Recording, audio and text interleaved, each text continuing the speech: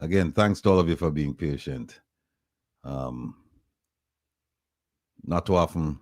This is the latest I've been late, right? I guess so. All right. Lorraine Taylor, big up yourself. Big up yourself. Gillian Murray. Gillian said those monarchy people are historically parasites and gluts all over the planet from Yes, indeed. Reggae Rock. Missy Bram Bram. Big up yourself, Missy.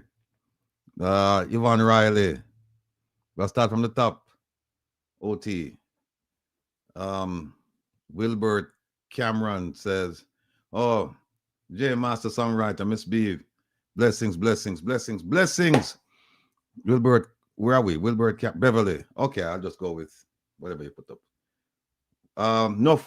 Wednesday blessings to you as well, Beverly. Big up yourself. Hugh, greetings, greetings, greetings to you and your family. Merle, the Pearl. Hold on, let me see what Merle said. There's my can say JC for the first time has made a profit. Bust after bust after bust follow. Hey, listen, Merle, I'm glad you brought up that point because we have a presentation about JUTC and we're going to show you the secrets that we're going to reveal the secrets that they've been hiding for quite some time. And don't worry about this foolishness about JUTC, I make profit. We're going to show you the real numbers and we're going to give you the real story. So stay tuned for that. And we are going to ball out. Yes, indeed, Merle. Big up yourself. Patel, good evening, good evening, good evening. Welcome, welcome, welcome. Good to see you. Dorrit Elliott, way up there. Let's say the big up yourself. Jeffrey, thank you, sir. Thank you. Big up to you and your family. Lyris, yes, bless up, bless up, bless up, bless up, bless up, bless up. Merlin Fid. Merlin, good evening, good evening. Kevin Stew is not with us this evening. He will be with us Saturday for a moment. Because as you know, he's in a travel status. Laura Williams, can't miss it Wednesday. See him so that me I talk about. Mr. B, yes, I Rattigonians. Don't say too loud enough because my favorite minister, she come out with the onion argument the other day, and it was just laughable. So, all right. Janet Monday, good night.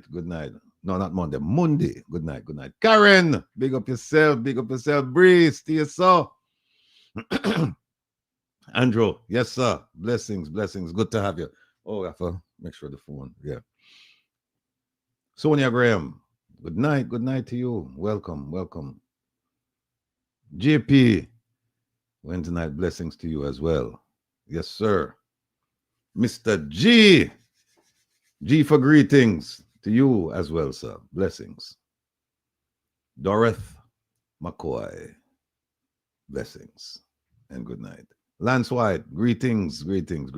Thanks for coming around here and spending some time with us. Marcia Este, oh, shall bless up your lane. All right, Marcia. Well, me I bless you up anyway. Mega. That means Brooklyn is safe. People, Brooklyn is safe. East New York, East Flatbush, Brownsville, New Lots, you name it. The place safe because megawatt not a house. Bless up, my brother. Mike Reed, bless up, Mike Reed. Fight strong. Yep, them sell out the land and beaches. Yeah, we'll talk about that a little bit, but we have a story where we'll do on Saturday because we have Devon from Jabim coming on. And I think they have a court, they have a hearing. Is it today or tomorrow? They have a hearing sometime this week. So he'll be on Saturday to give us an update on that. So, Mark Peart, big up yourself, sir. Yvonne Riley, good night. Maureen Hines, good night to you.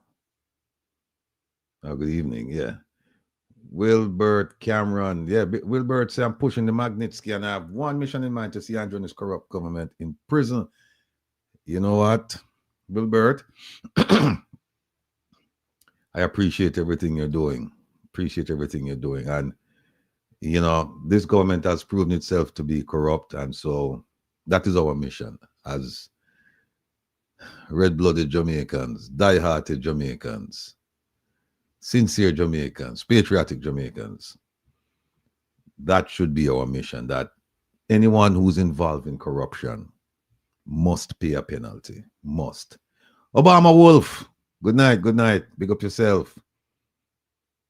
Miss Rita, blessed good night to you. Daniel Sharp. All right. All right, Daniel. I hear you, Daniel. Keep it going, OT.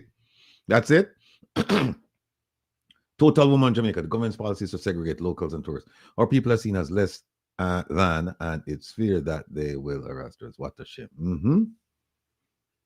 I agree. And if you look at how they discuss the issue regarding crime and the travel advisory, it's all about tourists. It's like tourists are safe. It's 0.00001%. You know, tourists, they get involved with incidents, and then this and a lot of it is naturalized citizens from the US. They're Jamaicans, and they come back and they go to the wrong neighborhood, blah blah blah blah blah. The whole idea is that they're just going to separate us, and they just excuse me, the focus on tourists, on protecting tourists, is a priority. That focus is laser. And the ones on regular Jamaicans is like, hey, you know, it is what it is. So thank you for your comment. Marie Main, good night. Good to have you with us. Charmaine, good evening as well. Yvonne Riley, hear that? Okay. Unique Ray.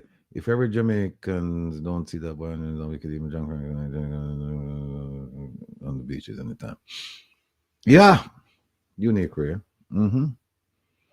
Yeah, we're going to talk about that again. We'll touch on it tonight, but we're going to really delve into it on Saturday. This man says things that supposedly people want to hear, and he does the opposite. True. And we have examples of that. Diane Atkinson. Greetings, love and blessings to everyone. Same to you, Diana. Welcome. Devon says this is so sad. Yeah. Is that it? That's it? OT? That can't be it.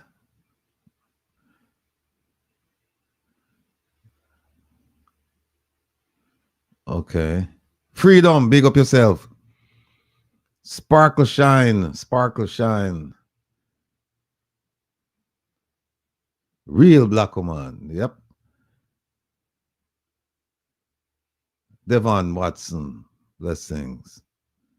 Nereen Dennison, good night, welcome, welcome. Castro, yeah man, thank you. Likewise. JP, Paulette MacArthur, good night to you as well. Don, big up yourself, big up yourself. Big J64, big up yourself. Peter Baker, night, night, night, night, night. Jillian Morris says the JLP cabinet needs rat traps on their mouths. Everything coming out of their mouth is an irritation to well-meaning people. Their ears must not be working. Jillian, you're right. And you know what? We like when them talk, you know, because the more them talk is the deeper the hole get, you know. And I was once told that if you know a hole and you dig and this is the dirt that come back down upon you, that's when you must stop. And them don't know when to stop. So let them go on. My mother, the Magnitsky sign up seems complicated because I'm not text. Yeah, my mother, we are going to do a tutorial on the Magnitsky. It is going to be a week from this Sunday. Yeah, it's going to be a week from this Sunday. So we're going to invite everybody to come in and just come prepared. And it's going to be a real-time demonstration so that we can all, you know, go through the process at the same time. And whatever the issue is, whatever the challenge is, we will be able to see it and we will be able to fix it real time at that time, which is a week from this Sunday. This Sunday, we're going to be talking about the ATIs. So for those of you who are interested in filing ATIs, or just to get an idea of how the process, how it works, then please show up this Sunday. It's from 2 to 4 on Reggae Global Radio. We're going to do it on the easiest Sunday with the Rebel. We're going to do it on that program. So we'll have plenty of time, and the focus will just be ATIs. And then I'll show you the intricacies. I'll show you the nuances. I'll also show you the act itself and, what it entails, what the exceptions are, who is subject to it. We're going to go through all of that this Sunday from 2 to 4 on Reggae Global Radio. By the way, we're starting up a segment. I hope to start it this Sunday. And the segment is called Me Catch Them. Me Catch Them. And the concept behind it is that we'll have like a 20-minute segment, somewhere between 20 minutes and 30 minutes. And we will present one issue where we will present to you something that the government did, and they don't want you to know about it, but we found out, and we're going to explain it to you. So again, that segment is called Me Catch Them. I don't know, like you have on the cookie jar, Me Catch You. So that's what it's going to be. So, and it won't be just me. We'll have different people coming on and taking that slot. And for 20 minutes, 30 minutes, they'll just explain what they've uncovered. And that will be the Me Catch Them segment. And we hope to start that. No, Missy Brown, you're rich, me catch you. There you go. Hey, you know what, Missy?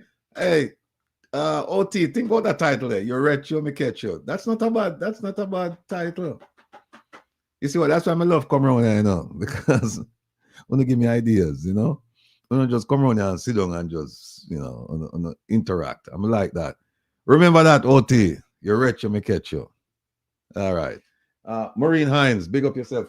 Kingsley Anglin, bless up. Fruit the Pan, you like it? Good. Welcome, bless up. Cynthia Newman, good night. Frida LaFay, sorry. Bless up yourself, Frida. Neville Shackleford, stop it right. That's OT. This man here, I'm a personal brethren, used to live in front of me on Penwood Road, a Waterhouse. Long time brethren. Long time supporter. Not just supporter of me and what I'm doing now, but things that I've done in the past. We'll call him Eddie. Strong supporter. A good advisor too, very analytical person. Him can say through the BS. And he and I, we have some serious discussions at times, and a gentleman, a thinker, a brethren. Love you like life, my brother. Welcome. Annie Jones, greetings. Big up yourself. Marva McLean, see me ya. We're back at you. John Ricketts, big up yourself. Keep it going, OT. Marie Lizzie, bless up. Hey, we'll keep the fire blazing, Marie. You know that. Paul Griffiths, good night. Welcome. Paula E. Gracious night from Paula and Eddie. Big up on yourself. Keep it going, OT. Mark Winter. You need to try to be on every Mark. OT, you see what Mark just said? Must try to be on every evening. All right, Mark, not try. But you see what you said, Mark? You said, you never said be on every evening. You said try. So I'm going to try, sir. One Indian, bless up. Thank you very much, sir. Much appreciated. Devon Watson. Yeah. Agree with you, sir. Probably not with everything, but a lot of things, Reggae rock. And you're working through Jamaica and not the Jamaican people. Devon Fletcher. Yeah, the beach access. Yeah, all of a sudden now it's something that is topical, right? And they didn't even tell you about the beach policy that they're tried to put in effect, or the new one, and then tell you that in 2016, 2017, that they gave away a beach out at what is it, rooms on the beach in Ocho Rios. Zero, they gave it away. They gave it away. Fortunately, it was public uproar, and the Mexicans rescinded the deal. But we're going to talk about that deal at some point, maybe this Saturday. I'm going to break it down, and you're going to be shocked, because this is sometimes what happens is we get the headlines and we don't get the details. The details are there, people. And when I say we don't get the details, meaning that the people who are explaining to you, they don't give you the details, or you don't go and investigate and look at the details or for the details. But not to worry, I am here. And not just me, we have quite a few people in the space, people doing exactly what I'm doing, educating the population, informing the population. They too have uncovered a lot of things regarding beach access. But there's one that I'm going to explain to you that when you hear the details, you're going to say, my goodness gracious, I cannot believe that my government sought to do this. Had it not been for the Mexicans and the public uproar, that beach would have been gone to the Mexicans for zero. Devon Fletcher, welcome, sir. Kinsley Anglin, bless up yourself. Bless up yourself. Mark Jan 9, JUTC is broke. Mark, you're onto something. We're going to explain that. Maybe Saturday. RCS Blue, thank you. Yard Night, heal up the man. Alkebulan, HVAC Services, Toronto in the building. Big up yourself, Toronto. All of the support that come from Canada. Thank you. Much appreciated. All right. Where are we? Opa, we finished? That's it? We don't see the signal yet. All right. That's it. All right, folks. Look, I've always said that Jamaica is the gift that keeps on giving, and that Jamaica is just content rich. And I am yet to be proven wrong. Every week there is something coming out, and something significant. In fact, the problem I have now is trying to put my arms around all the issues and break them down, analyze them, connect the dots, bring them to you on a Saturday or on a Wednesday. It's becoming overwhelming because there's just so many stories. I had a long talk this afternoon with a reporter out of Jamaica, and it was about filing a lawsuit. And I was called upon to give some advice. And to be honest with you, there are so many things that we can file a lawsuit over. And I was explaining to the journalist that the issue the journalist brought for discussion, I was explaining to the person that there are so many other things that we could file a lawsuit about, because the issue that we were discussing occurred back in 2016. And I was saying, let's not throw our money in that direction, because it's an uphill, it is an uphill battle. There are so many issues right now. And not only that, there are some issues, they're barred by the statute of limitations, because as you know, if you want to do a surcharge action, it's 3 years from the date. One statute said it's 3 years from the date of the occurrence. Another one said it's 3 years from the date of it being known to the person bringing the action, the Auditor General, to the Auditor General, and then to the Financial Secretary in the Ministry of Finance and Public Service. But there are some issues right now. And I'll give you one issue right now that we could easily file a lawsuit. Easily. You see that bus issue, that rural school bus initiative? That is a lawsuit that we can jump on right now. We can jump on that lawsuit. In fact, here's what I'm going to do. I've seen enough right now that I am going to write the Auditor General tomorrow. And I'm going to ask her to take a close look at what transpired, what is transpiring, and what will transpire. Same thing I will ask the Integrity Commission. Because I believe that at the very least,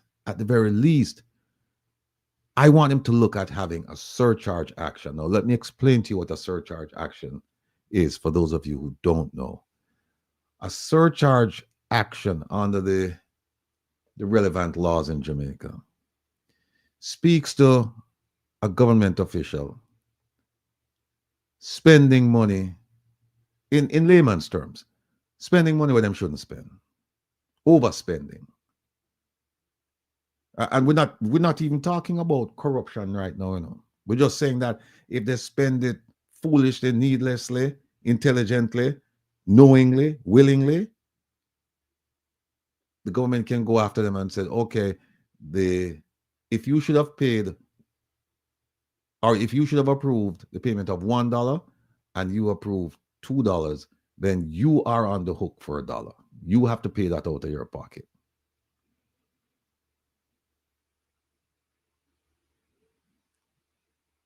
Yeah, you're right, Wilbert. Ocho Beach, yeah. So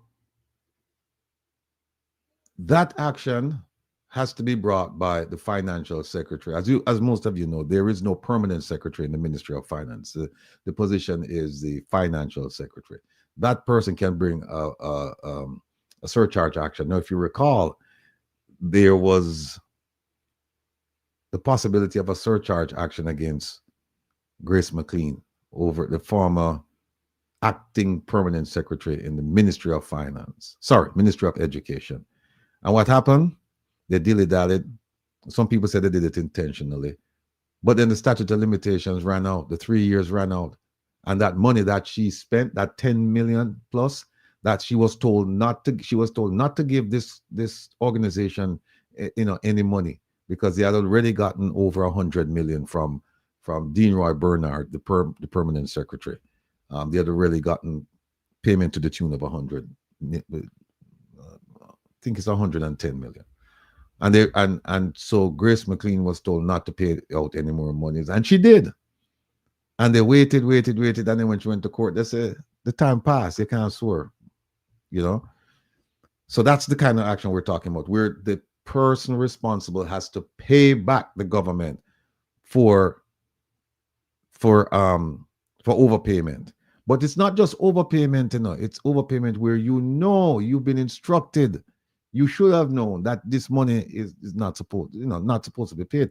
And in the case of Minister Vaz, we now know that all of the things he's talking about, because remember, when you add up, when you divide 110 into 1.4, it comes up to, people have told me that, comes up to about, and then you do the conversion from Jamaican dollars to US dollars, comes up to close to approximately $80,000. $80,000 per bus, right? But then the minister is going to tell us that, well, you have to pay for, you have to purchase the buses, you have to do overland shipment, then sea freight, and then you have to pay for 1 year, depending on which interview you listen to, a 1 year or 3 year maintenance contract. Then you have to pay government concessions, and God knows what else. It's still not come up to $80,000 per bus. Still. So the question is, where is the rest of the money? And this is an issue that is ripe for the Auditor General to intervene. And so, as I was explaining to the journalist today, rather than running straight to court, there is a principle known as exhausting your administrative remedies. So meaning that you have to go and take the required steps in sequence. You can't just go to court like that, because they might say, no, you need to go back and you need to cross the T's, dot your I's here, there. So what you do is you ask the Auditor General and you ask the Integrity Commission.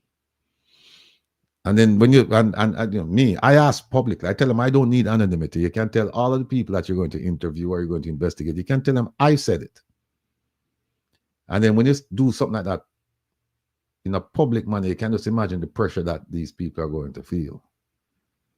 So Marie-Lise says, what them do with all these monies and no one is held accountable? Because no one is asking for them to be held accountable. That's the problem, Marie-Lise. You know, we're not asking for them to be held accountable. And so that's why I'm saying to you, we need to talk to the, we need to correspond with the Auditor General. We need to correspond with MOCA. We need to correspond with the Integrity Commission. And then if they don't take action, then you can go to court. But this, the drill. No, we're not leaving out the drill. And the drill is connected to the bus, the rural bus program, the rural school bus program. And if you ask why, it has to do with procurement. Now, remember now, I played a video last week, Saturday, where the minister said that him responsible for all of the negotiation, for him responsible for dealing with this bus thing. Now, when you look at the structure of his ministry and the role and responsibilities, and you look also at the Procurement Act,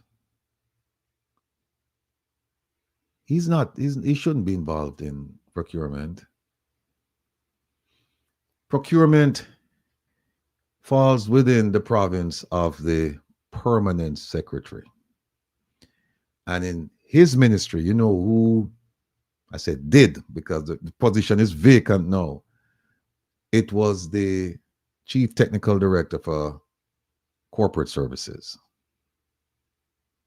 I think his name is Richard Stevenson, something like, I can't remember his name. But that person was responsible for procurement, and that person was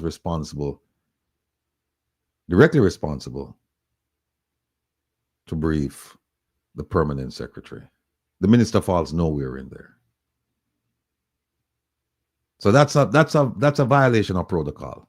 And it may be a violation of some rule, some regulation, maybe some law. I don't know. All I can tell you is that the minister had no business inserting himself in the procurement process.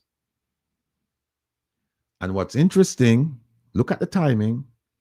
The Chief Technical Director for Corporate Services, the person who's responsible for procurement, they just left the job. The job was posted last week. They just left. And so, yeah, so it begs the question, why and why now? Why did that person leave and why now? We're in the midst of this brouhaha, this imbroglio about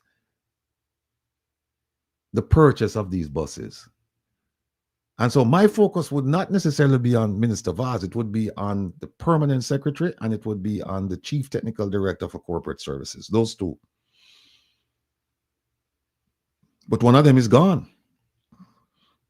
The one who's primarily responsible for procurement is gone.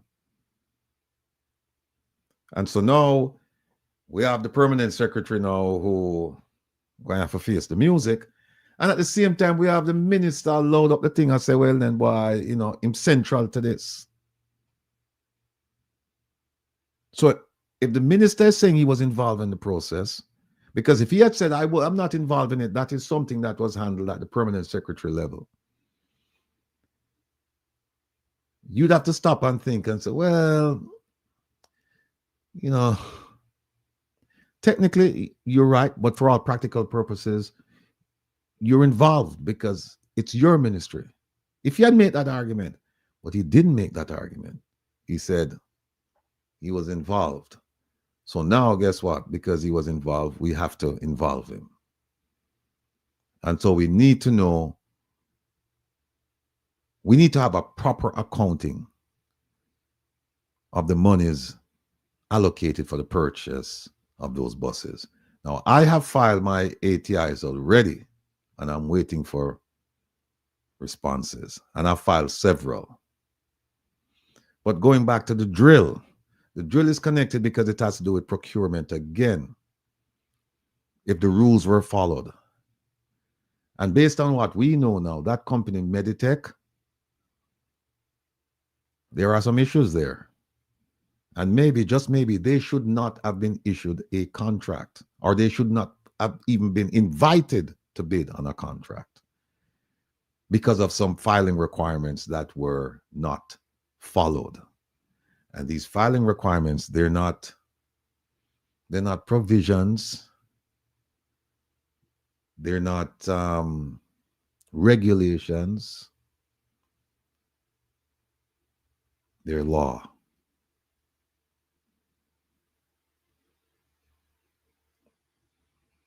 There is a law governing the conduct of these businesses when they file, what they're supposed to file. So we are going to expose all of that. So we're not finished with the drill. So the drill people might think and say, well, okay, whew, whoa, now they're onto the buses, they'll forget about us. No, we're not going to forget about you. And we're going to make it a point that we bring up these things on a regular basis so that people don't forget. Because if I ask you right now, how many of you remember the rooms on the beach fiasco? And then I followed it up by saying, how many of you know the details? I would hazard a guess to say that most of you would say, no, we don't know the details. And yeah, what was that again? Rooms on the beach? What's that? And then you have to refresh your recollection. But I would just hazard a guess that most of you don't know, you don't remember it. And I would even go further to say most of you don't know the details. And that's where the devil is. The devil is in the details, not the headlines. Because when you read the details and you see how involved, because you hear them say, oh, Vaz said, look, this about. It wasn't Minister Vaz, by himself, It wasn't Minister Vaz. They have the UDC board. Then you have the cabinet, including the Prime Minister. They were all on board in selling this beautiful piece of property for far less than the worth. Far less. Like I said, the valuation was around 13 million, somewhere around there, and they sold it for 7.2. 7.4. I think it's 7.2. No. What could I go, sir? You have something that people want, beachfront property, and you go and give it away. And then when you look at the documents, you will see that they gave away certain areas, including the beach, for free.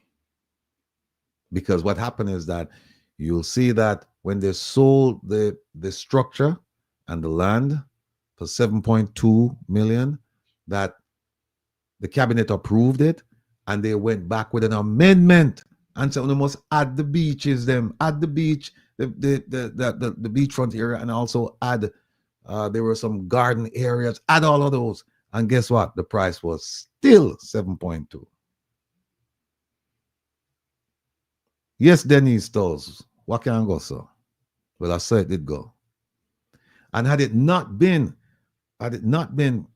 public outcry and the Mexican company saying, you know what, we're going to rescind the deal, that piece of property would have gone for 7.2 when its value was estimated to be 13 million.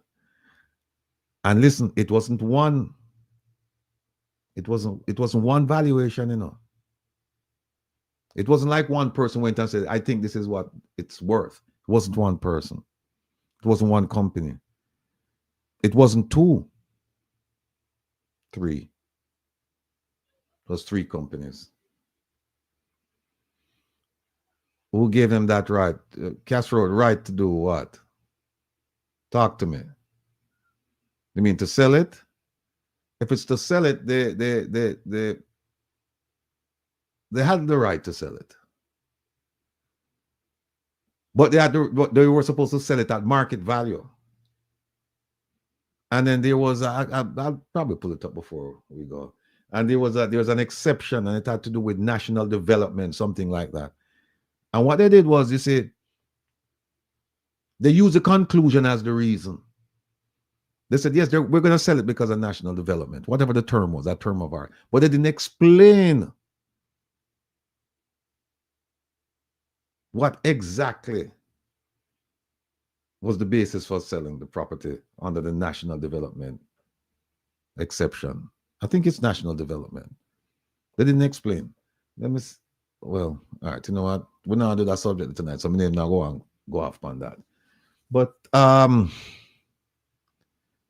it's terrible, people. It's terrible. I know.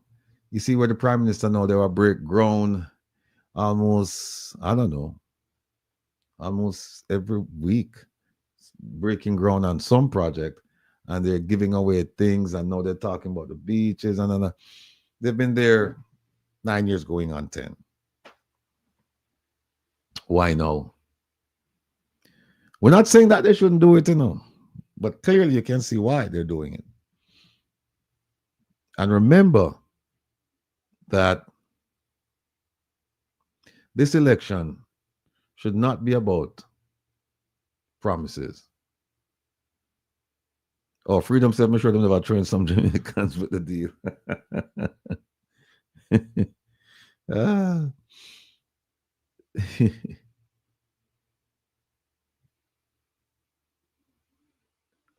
Paul said, PM going on like his mother without Jamaica to him. Yeah. So they're coming out with all kinds of promises now. And you ask yourself, why is it that they didn't make these? Why didn't they fulfill these promises in between? You know, some of these promises were made back in 2016, and they still haven't been fulfilled yet. So I can tell you that this is all a ploy, and it's because of the election why they're doing it. It's elementary. It's elementary. It's because of the election. They want to garner as much support as they can to ensure re-election, a successful re-election. And that's why they're doing this. They're promising you the earth, sky, moon, everything they're promising you right now. But we've seen this playbook before. We've seen it before. And the question is, are we going to sit back and allow it to happen again? Again, I can't tell you who to vote for. I can only present the facts to you. Well, I can tell you who to vote for, but I won't tell you who to vote for. I'll just present the facts, because we're all intelligent people around here now. Despite what you hear Minister Var said, we're going to play the tape again. We're going to play the tape this Saturday. Minister Var said that you have so upper people talk up them mouth and things, but and them have degrees but him not have no degree. Him have common sense.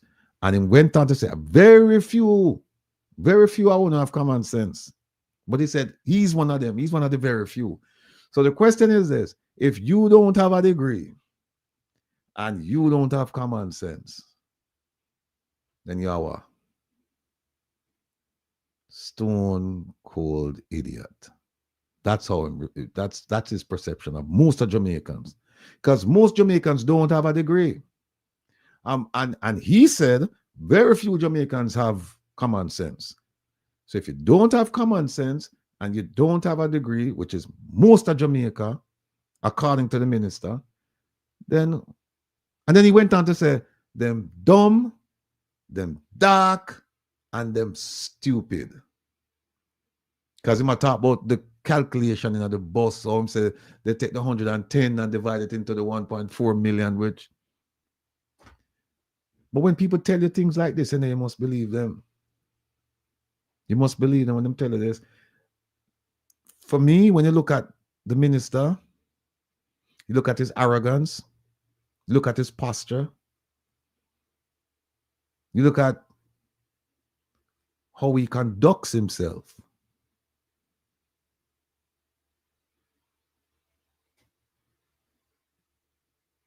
you will come to the correct assessment of him. If you do all of those things. And minister, you know, when one black person said to call another black person the N-word, that's at least in America, nobody have any heartburn over that. But when a white person call a black person the N-word, there is cause for concern. I mean, again, but put in our context.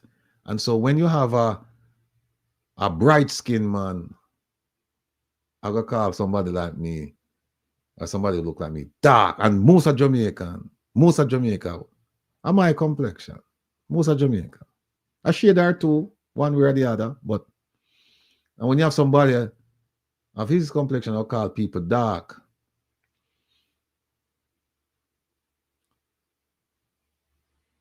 That's unwise. It's unwise. You see, you have to know your audience, you know. You have to know your audience.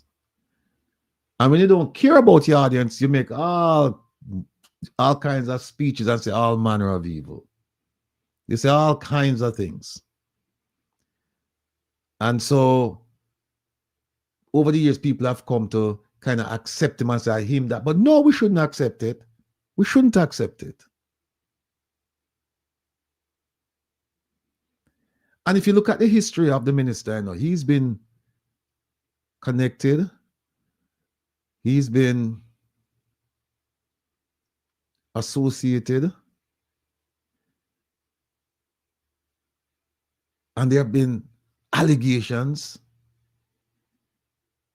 about him and all kinds of things. All kinds of things.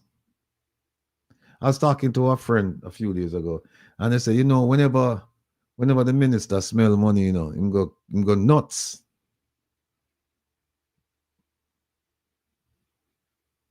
You remember him try lease some land up in the Blue Mountain, and there was an issue there. And you remember that?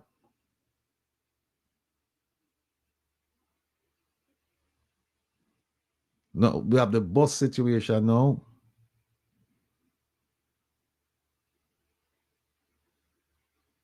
So, you know, people, what we need to do, we need to come together. And the sad part about it is that people will tell you that they're a diehard this and diehard that. How about being a diehard Jamaican? Because if you're a diehard Jamaican, you will see these things for what they are. And you will not be misguided by a color or a party. We need to call things as they are. Nobody is perfect. And so when people do things, you have to call them out, whether it's through negligence or through design. We have to call people out.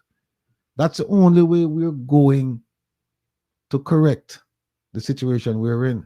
I was reading an article yesterday and they said, you know, one of the biggest problems affecting or causing failed states, because people have said Jamaica is a failed state. People have our failing state is the deterioration of our structures.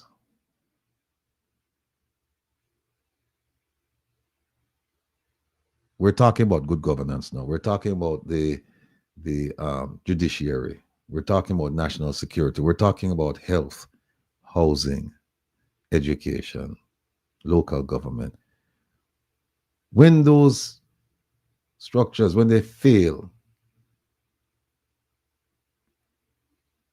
the country is bound to fail.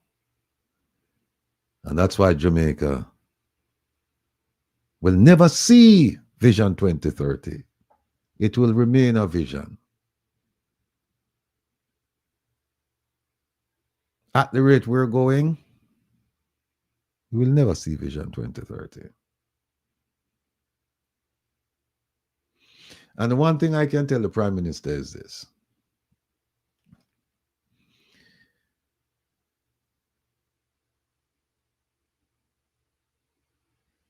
When you have no power, you have no value. To all of these international organizations and foreign countries, anybody who's looking at corruption, you have no value to them. And so they can scoop you up. And we know, we believe, we have the evidence of human rights violations committed under your watch, Mr. Prime Minister. We have the evidence of kleptocracy under your watch. We have the evidence of corruption under your watch. And there have been some serious allegations about your involvement.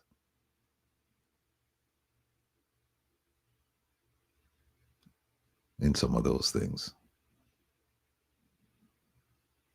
And so you must know,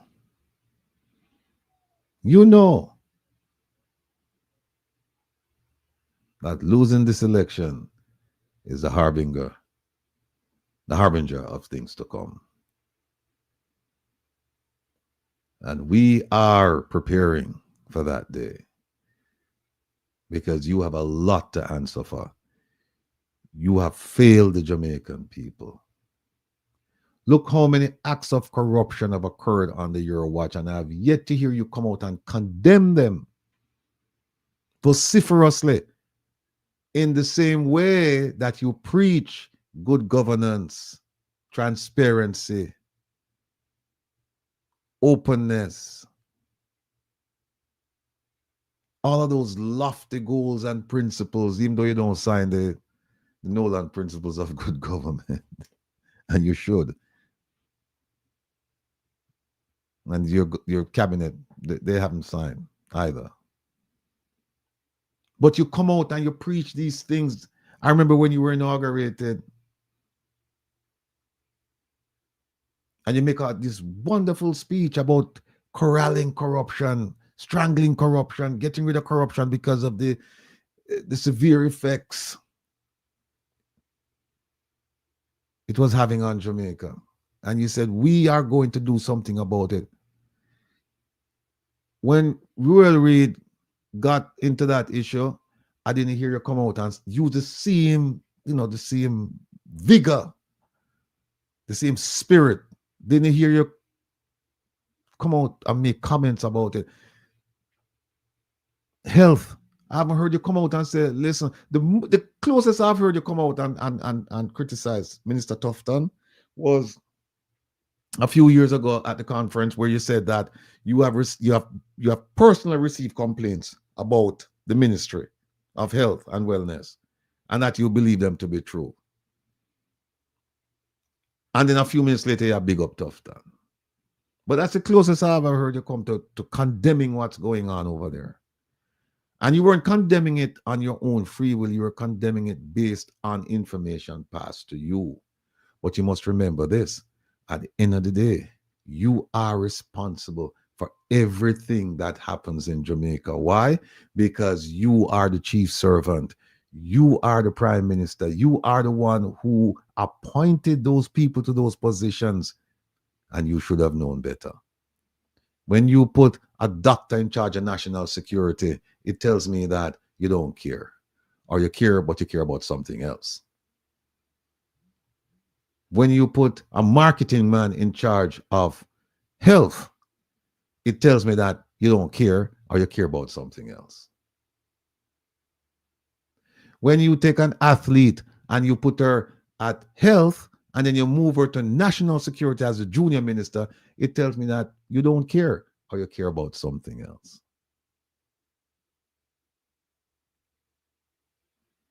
And the beat goes on and on and on.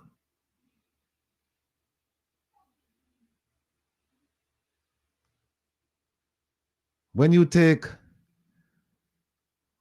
what we thought, or whom we thought was a financial person, a genius, and you put her over technology, and then you move her over to education, and now you bring her to finance.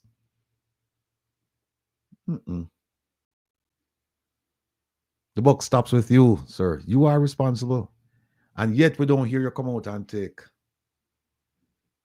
and say one word about all of these things occurring under your watch.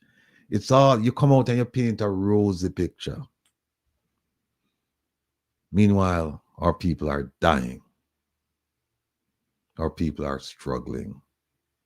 Our people are challenged. And where is our leader? Think about how you're perceived in the Caribbean, in CARICOM. 28 bank accounts.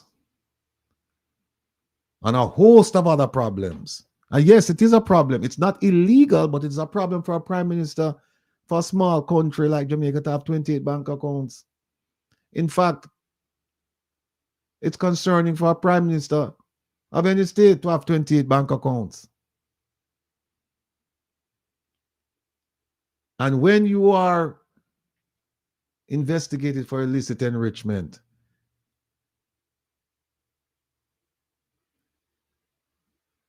a man who, it appears, is your friend, was chosen by the Services Commission to run the organization that's investigating you. Come on, Mr. Prime Minister. You can say, hey, I had nothing to do with that. But you could have had something to do with it. You could have, when you found out this, you could have said, look, no.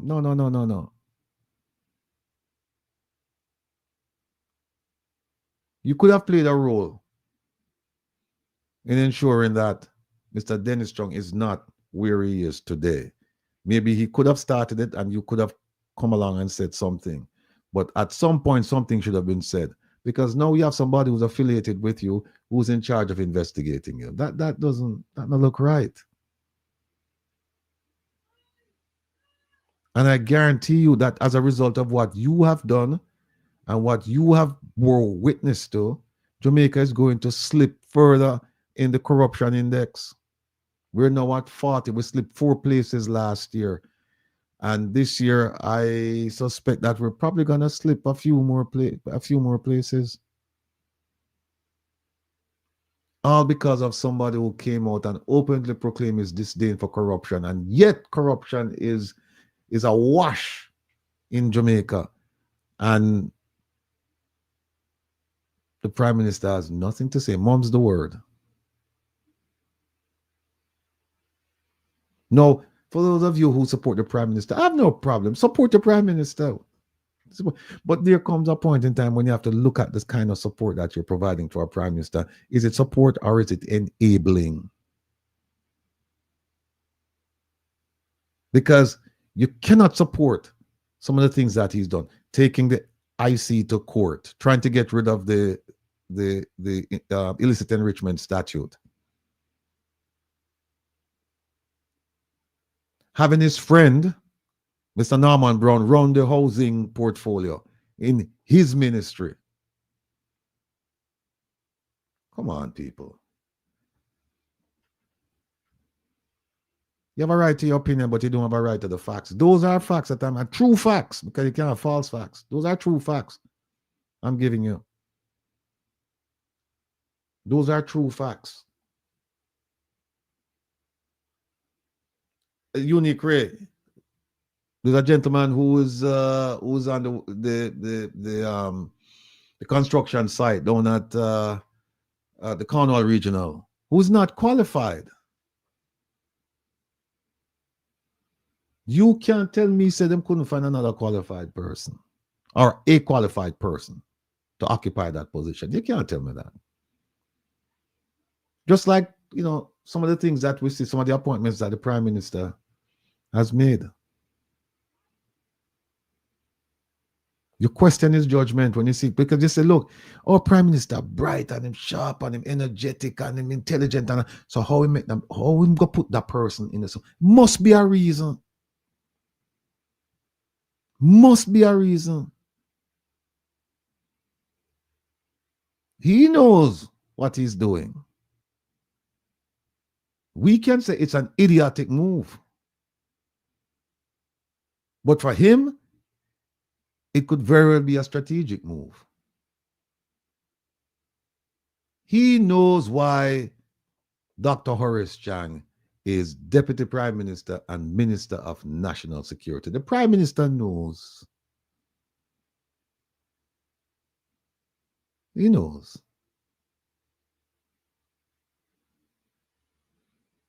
But, you know, some of us, we are afraid to speak out.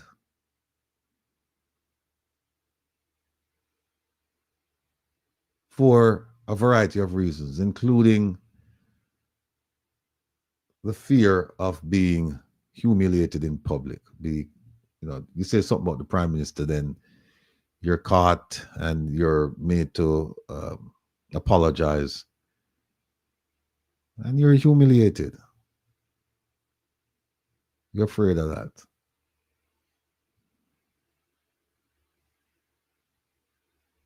I stand in your shoes and I try to understand your position.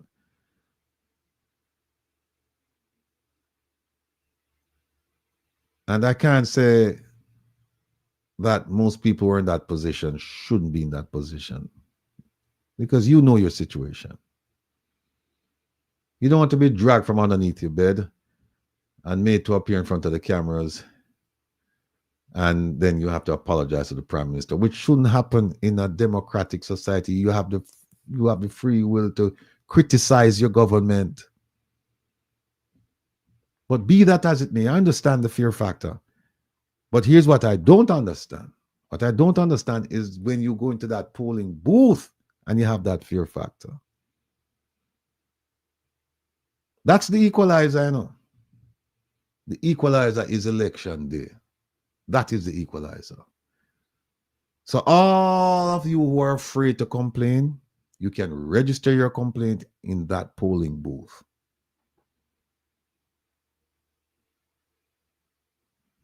You can register it there.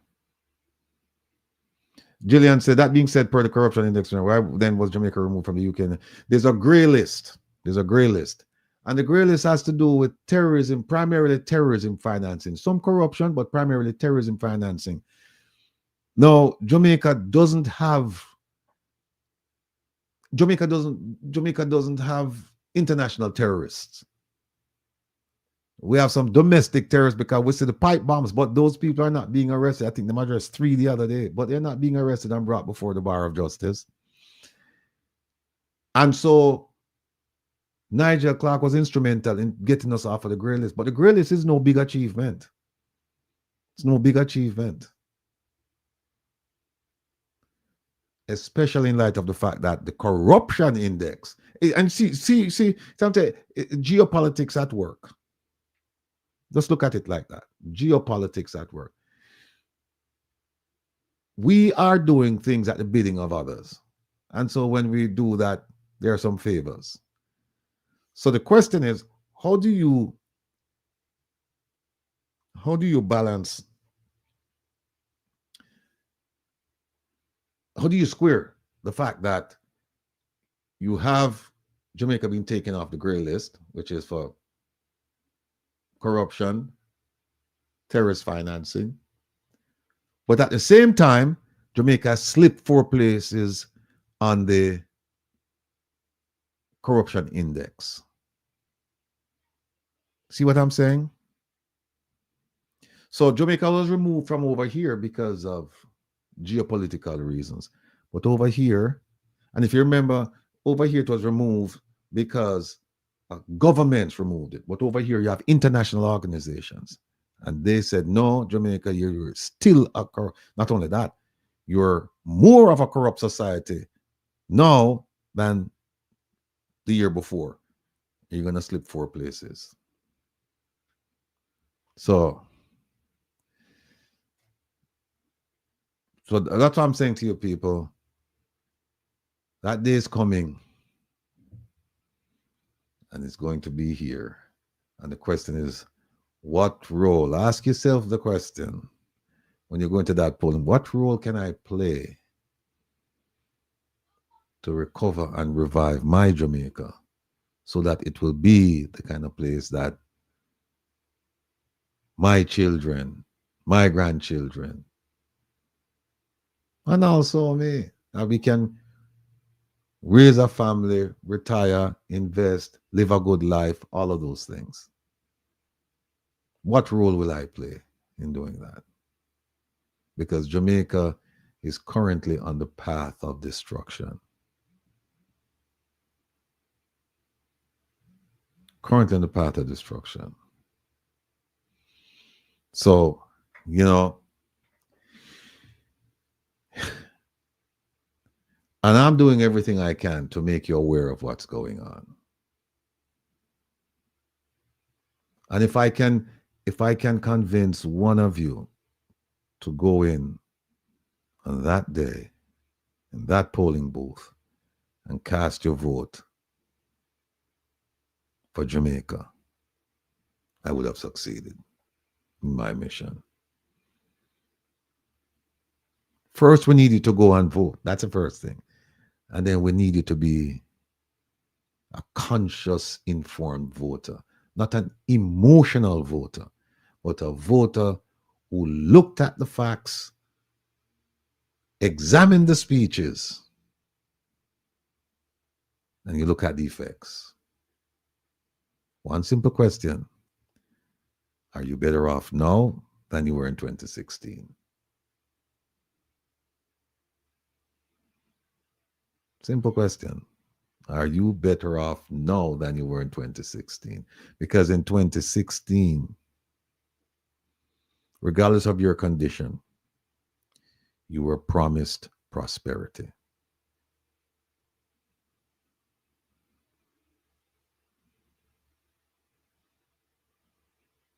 Poverty might have been the issue, but prosperity was the solution. Or at least that's what you were told. And they've tried different techniques. They've played around with different lingo to kind of grab the public. Now you hear them saying, vote Jamaica. You hear them saying that. You don't hear too much talk about prosperity these days. And you remember, he said he was going to start from a ministry of peace, I think he said he was going to call it. Whatever happened to that ministry? And I thought the Prime Minister said that he was not going to entertain the idea of increasing the number of ministries. He said that in 2016. And in the same manifesto, he established the what's called Ministry of Economic, whatever they call it.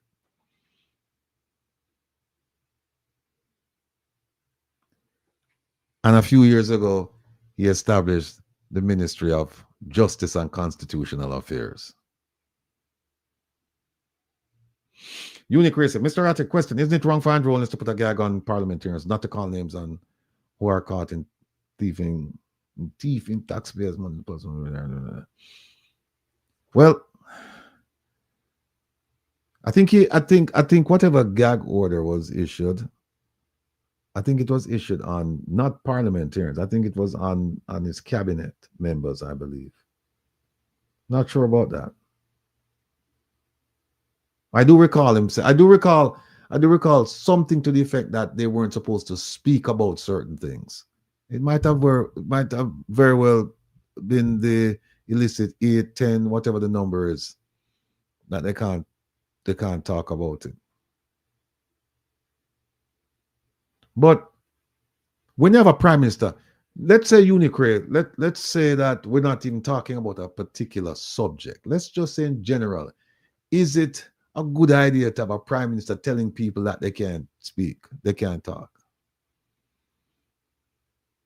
It's not a good idea, because look, there are laws against maligning people. So if somebody wants to come out and chat all kind of nonsense and defame people, then there's a process and there's a penalty.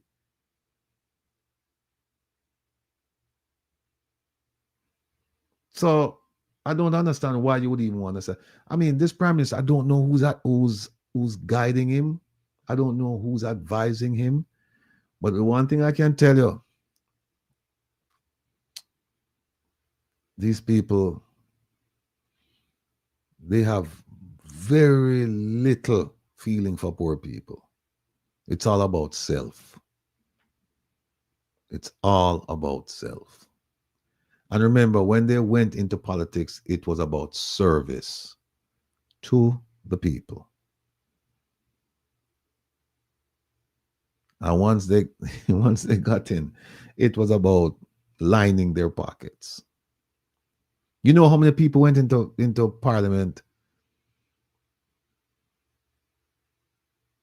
barely making it, and within a few years, so them have this and them have that and them have this and them have that. Part of that too is because of the loopholes in the law.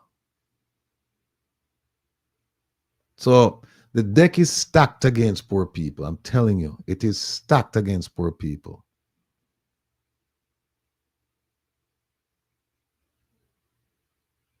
It's an uphill battle.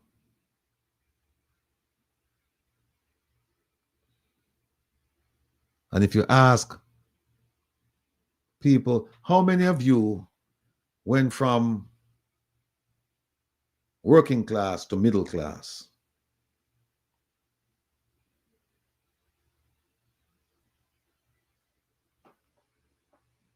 Few.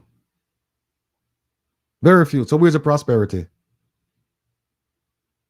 Yes, Roy Washington, you're right. Them said choose Jamaica.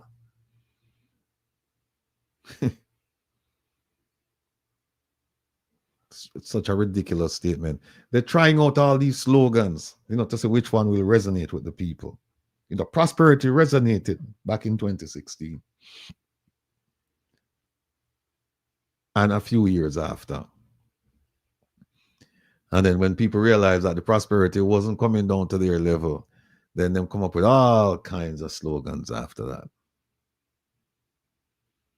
But it's all about self. It's all about how can I enrich myself? How can I take care of my family? How can I take care of my friends, my colleagues? It's all about self.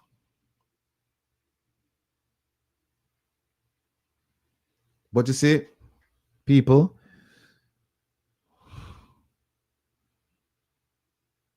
we have to be courageous and we have to speak out. We stand on the shoulders of greatness. Our ancestors, many of them died so that we could have a voice today. And not just in Jamaica, globally. If you think about the human family. But let's go to Jamaica. We have people like Paul Bogle, Nani, Kodjo, Taki, and others. Marcus Garvey. They weren't afraid to speak out and stand up. They weren't. But we have become a very docile nation. We care more about entertainment than education. Think about that.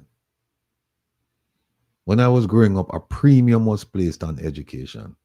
Poor people would have done anything to get them children in a school because they saw the light. They're poor, but they had the common sense that Mr. Vaz spoke about. And they said, listen, I didn't get the chance, so I'm going to create the chance for my child to go to school to become something and elevate themselves out of this depressed situation that we're in. Many of you, your parents did that. Many of you. My parents did that.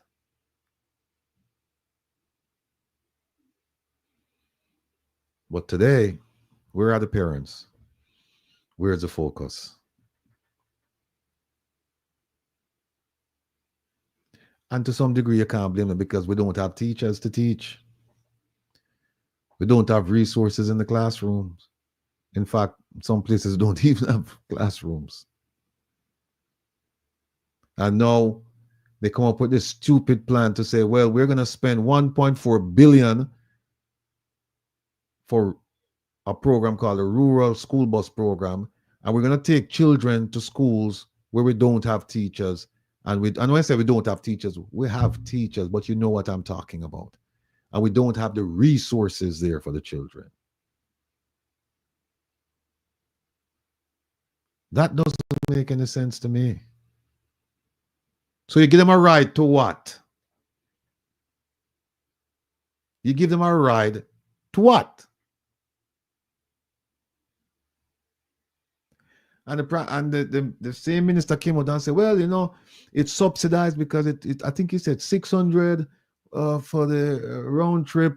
And so Miss Matty, if she have 4 kids or whatever, she decide which one she have to send or which 2 she have to send. No, you know, because we're subsidizing it, Miss Matty can send 4 or pick them. I think that's the number. We're going to play it this Saturday to be accurate. But I'm paraphrasing him. 4 are picking them. Okay, I say 600 for one. You know, it's too much. So we know we have to pay 100. When feel free realizes that Miss Matty now have no money. Miss Matty, Miss Matty I go send 4 picnic go to school and pay $400 a day. How? Him say what him look out for Miss Matty. Well, you know him for look out for? Him for look out for Miss Ratty. Fear picnic. I go hold him accountable. So that Miss Matty picnic them can get an education.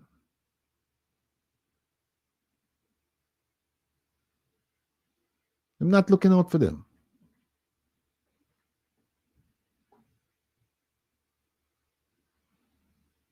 Not looking out for them.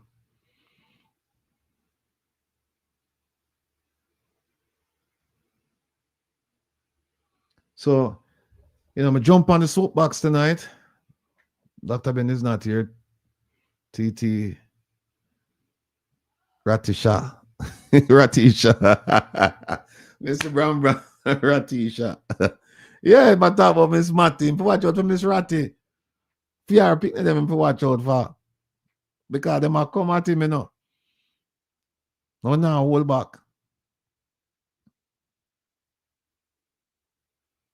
But he present himself as the savior for the country people and country picnic them. Because he's coming out and he's going to do. And the man is so, you know, him complain, him tell people about them disingenuous because of this and because of that. Look, those who live in a glass house, not for fling stone.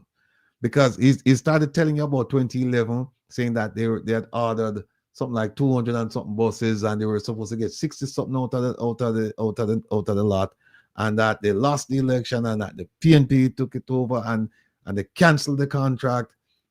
He didn't tell you that JUTC was 3 or $4 billion in the red. He never tell you that. Them couldn't afford it. And then him come back and tell about the 2015 thing. And then him come and say, well then, boy, no, it's 2025. And him I got, you know, school, when school open, him I give you bus off a bus off a bus off a bus off a bus. You know, him never tell her no? Him never tell her that the JLP stopped the PNP program that they started in 2015. Remember 2015? And they lost the election in early 2016. Him never tell you that. Them stopped the program. And then they come up with a pilot in 2017. And that Ruel Reid, Dean Roy Bernard, Grace McLean, they put out this pilot, 200 million Jamaican dollars in 2017. And nobody know anything about that program there. I've been looking through the budget to see if there was allocation and blah, blah, blah. Can't find anything. But 200 million gone. And that was the first phase, because they said that Roll Reid said we're coming up with a second phase. Him don't tell you about that. No, that's being disingenuous. If you're going to talk truth, talk the full truth, the whole truth, and nothing but the truth. Don't leave out anything. Don't leave out anything. But folks, I tell you, we sleep, eat, and dream this. And I fervently pray every day for the Jamaican people. I pray for all of you. I also pray for me, that God will continue to give me health, strength, guidance, protection, and all the blessings necessary for me to carry on this work. I know my parents are extremely proud of me, wherever they are. I know they're extremely proud of what I'm doing. Because this is truly about giving back. This is truly about fighting for what you believe in. I don't get paid to do this. I don't. In fact, my producers, they argue with me and complain because the program is not even monetized. And slowly but surely, they're, every week we have the discussion because they say, look, you need equipment, you need this. I bought a piece of equipment today and I bought it out of my pocket. And they said, look, monetize it, and even when you need something for another piece of equipment or something breakdown or this or that, you can use it. And I refused. I said, no. I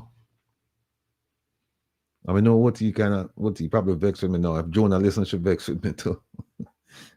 Prezi vex with me. Everybody vex with me because we have had these meetings and them say, listen, let me tell you something. We even have money from YouTube that's sitting in somewhere, and we haven't accessed it. We haven't, simply because there's something that I have to do, and I just delay. Even today, OT tell me you need to go and do this so that we can get the funding for do this and do that and do this. And so I don't get paid for do this, and I'm not asking for any kind of stipend or anything to do this. I'm doing this because Jamaica gave me my start. I can't sing enough praises about my teachers at Balmaji Primary and my teachers at Meadowbrook High School. Cannot sing enough praises about those people who gave their heart and their soul to the profession of teaching.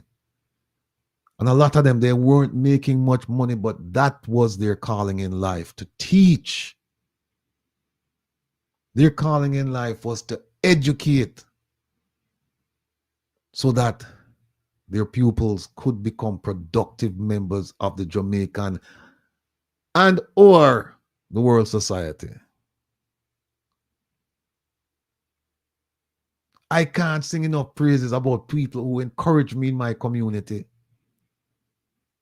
Friends that I grew up with and friends with whom I've maintained a friendship for most of my life, not even most of my adult life, most of my life. There are people that I'm friends with, met them when I was 7, 8, 9, 10 years old, and we still maintain a solid friendship. And those people, they keep me on the straight and narrow. Whenever I'm slipping up or I'm going astray, them reel me in and say, no. Think about what you're doing. Not to mention my parents. Not to mention my other relatives. So I may have grown up in a marginalized section of Jamaica. But boy, I'm telling you, I had all the love and the encouragement that I needed to be who I am today.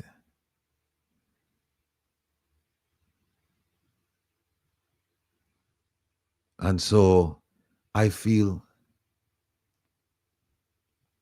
that it is my obligation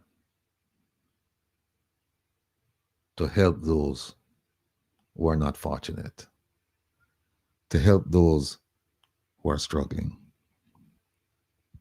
to help those who need a helping hand. I know who that is. Most of Jamaica. Most of Jamaica. To help you to understand that this, you don't get it just for wear hat.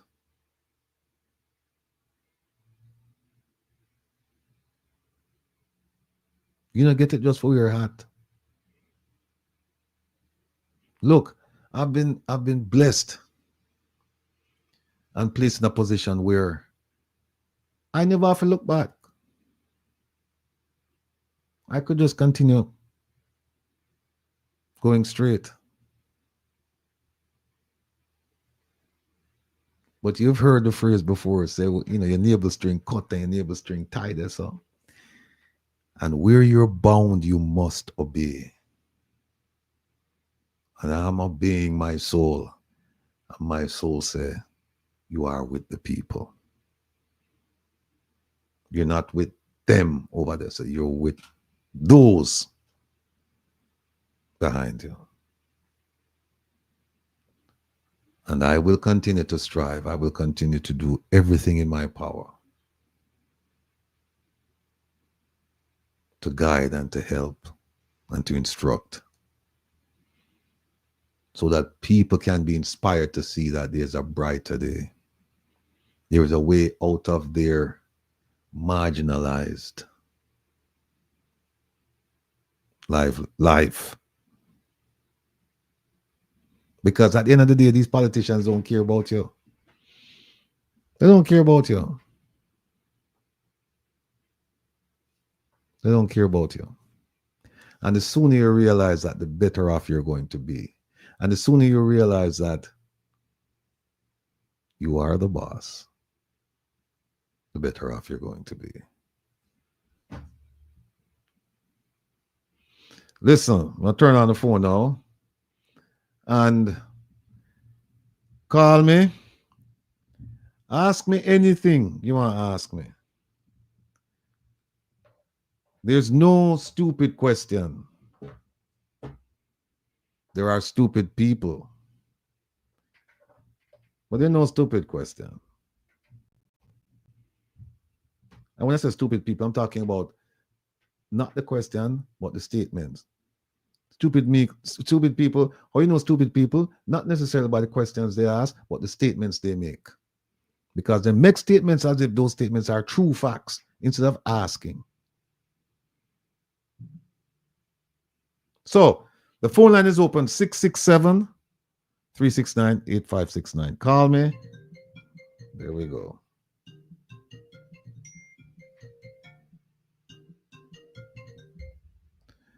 Caller, good night. Welcome to Comrades with Rattigan. Where are you calling from?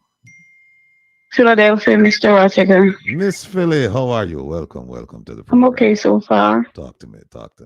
Good evening to everyone in the chat. Mr. Rattigan. Yes, ma'am. Before I go to my two main things, let me just say this. When you look at the Prime Minister, the Gaga, that's 70 years. That time, generation and generation die. That's a critical thing, you know, Mr. Rattigan. I was there talking, you know, and listening to you. No, let me stop you right there. That's not the gag order. That is for the release of information. Oh, yes, yes. He's saying some information should not be released until generations. Yes, you're correct. Yes. But Mr. Rattigan, if you don't have anything to hide, why it must take so long, 70 years? We know why. Because you have something to hide. If you wouldn't be doing that. And that proves that you are not honest. Right? Okay. When you look at how many breaches the Prime Minister has done, he and his cabinet. When you think about NEPA, when you think about the building code, how he has violated that. In his buildings that he's setting up. But we don't hear anything more about that, Mr. Rattigan, because that was to be torn down, right? Yeah, so we don't hear anything more about that. When you look at that, nobody else could have done that without the municipal getting at you. And you have a lot of money to pay or they take it down. So why must the Prime Minister think then he's above the law and that he must do all of these things and get away with wearing the common, excuse me, a man Jamaican, a citizen? You can't do that. You have to live within the ambits of the law. So I don't understand this Prime Minister that he thinks he must get away. Mr. Prime Minister, who do you think you are, sir? The same law must govern the entire country. So We know for sure, as you say, Mr. Rattigan, why Chan is in the position. And your oldness, he has a lot to hide. And he never know that this day is coming.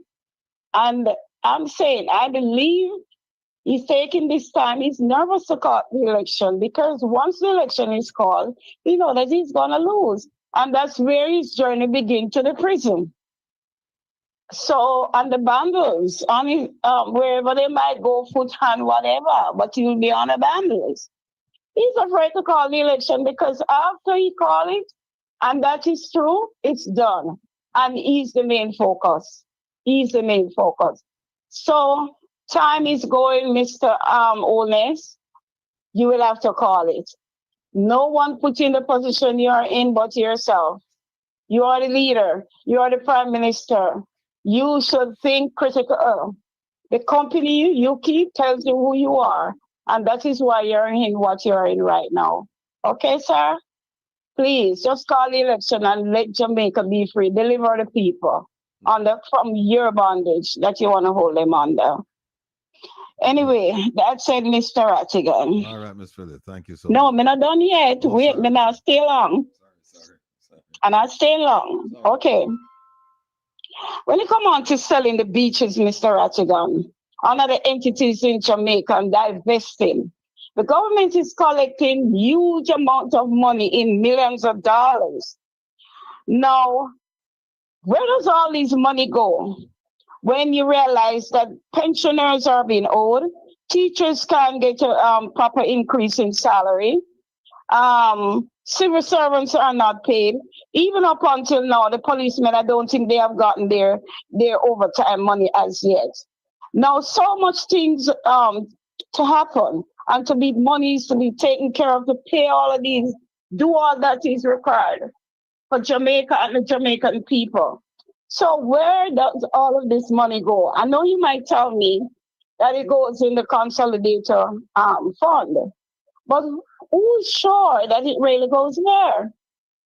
We're not sure. So, Mr. Rattigan, what I believe to must happen, Marky G wins. When he wins, they have to take money out of the politicians' hand. They have to. Crab and throw puppy. And it's not everybody can be trusted with money. And this is where we see right now what is going on. They enriching themselves, not taking care of their constituency or whatsoever they are to take care of within the country. So a system must be set up wherein when things must be done, for example, road must be fixed and other things, that somebody set over that money who has to be accountable or some other means. I don't know how Marky G would work that out. But take the money out of the politicians' hand. Because when money are allotted to them, they do whatever they want to. Look, most of the money is unaccounted for. They can't say what they have done with the money. And that's another way to chop, to steal the money. Because there's no accountability. Andrew wasn't paying attention. He was doing what he has to do. They're doing what they have to do. And they know that he has been pilfering. So he can't talk to me. I have it over him because he's the same like me. They got to take the money out of the politicians' hand. But we're not sure if it goes where it's supposed to go. It has done what it is supposed to do. All right? Last one now. Okay. I don't know. You will tell me more on this as I reason with you right now. Okay. Is it constitutional right for the policemen to be beating people when they accosted them or to arrest them or whatever? Because it's happening too frequently now. It's prevalent now. They are doing this to elders who could be their father, their parents, their aunt. Who say they are to beat them, poof, lick them down, thump them down, kick them down, and all of that? I don't believe in that, Mr. Rattigan, and I am not sure. And I don't think either It's in no constitution. That can't be the constitution to be behaving like that and harassing people and beat them. But if they learn and be trained how to de-escalate, I do agree that some people, when they're to be arrested, they get real hostile and and so on, and the behavior. But there must be a way to de-escalate. If they approach the people the right way, say the right thing, and do the right thing, I think it will work. And this is time the Jamaica Constabulary Force look into these matters. You can't be throwing lick on people because they will kick you back, and then that give the reason now to escalate whatsoever is happening right there with the situation. Then next thing you shoot the person and kill the person because you've got a gun. It's happening too much now, Mr. Rattigan. And also, they must be trained too to deal with the mentally challenged. If someone is mentally challenged and they are trained, they'll be able to detect that. Because if they are behaving indifferently, then they will know what to do and how to do it. And then I'm wondering why Jamaican police do not have the stun gun or whatever. You know what I mean? To America use it here. You know what I'm talking about? Yeah. Something like that, I mean, it's just not right. I've seen it over and over, just throwing like boxing people and all of that. It's not to be. The JSF is so hostile too. The behavior is nasty. The person in charge, the commissioner, he needs to look critically at that situation. Yeah. And I'm finished, Mr. Rattigan. You can see what he said. I'm gonna listen to you. All right, thank you so much. Thank you so much. Okay. Much appreciated. Look, Miss Philly talked about less than lethal ways to deal with some of these situations. How you can de-escalate. She talked about, or she made inferences to the tasers and the collapsible batons and the other forms of less than lethal methods to deal with some of these situations. She also talked about human rights violations in light of the Constitution. And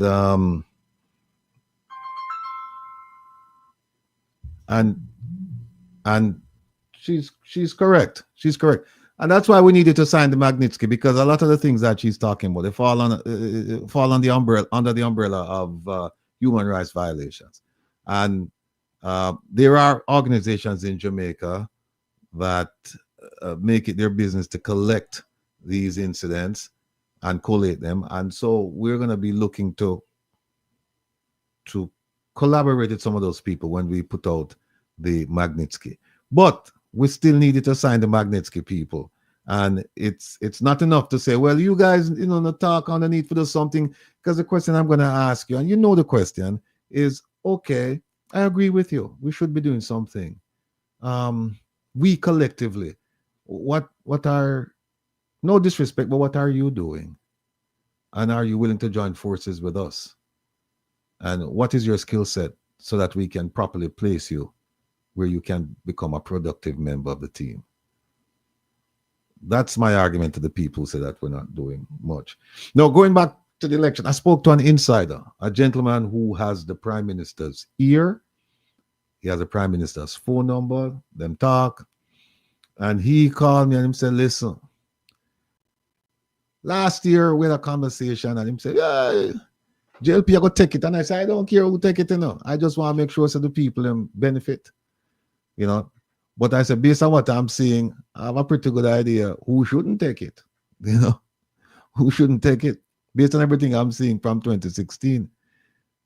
And this person called me up recently, crying, saying that, boy, they sat down, they had a meeting and they sat down with some professionals, and they're saying that they did an assessment of the 63 seats, and they said of the 63 seats, they can only find 26. He said they need 32,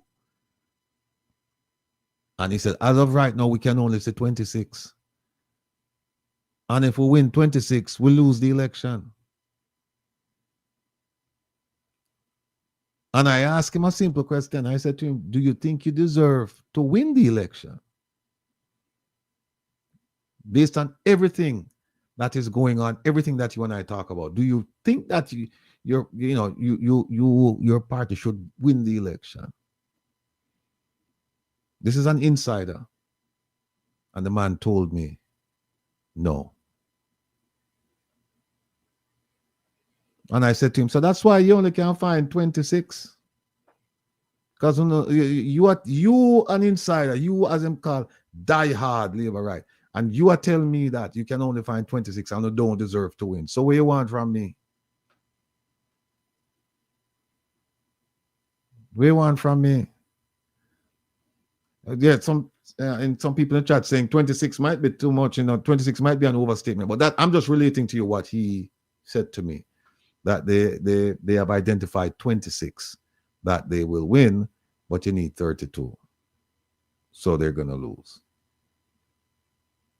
So, and then in the thing, OT put up something about a person who said that they went back and they found a primary school teacher and they took care of the person until, I'm telling you, I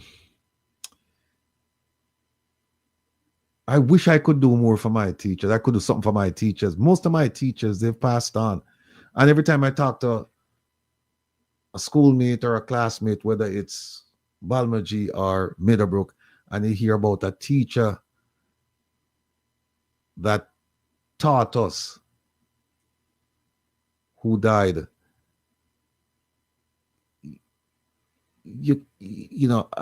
I stop and I start having flashbacks, memories about my experience with that teacher. And whether good or bad, it was always productive, because I tell you, we used to get some wicked caning when we there at Meadowbrook. But truth be told, me deserve it. They deserve the caning, Yeah, truth be told. And even through all of that, you could see where they still had our interest at heart. Our meaning the students at heart. All of us. And so it's a blessing to have been in that position. It's a blessing in retrospect now, because at the time, sometimes you don't really see it. But it's a blessing to have gone through that situation with people who deep down, you know that them love you and them care about you and them want the best for you.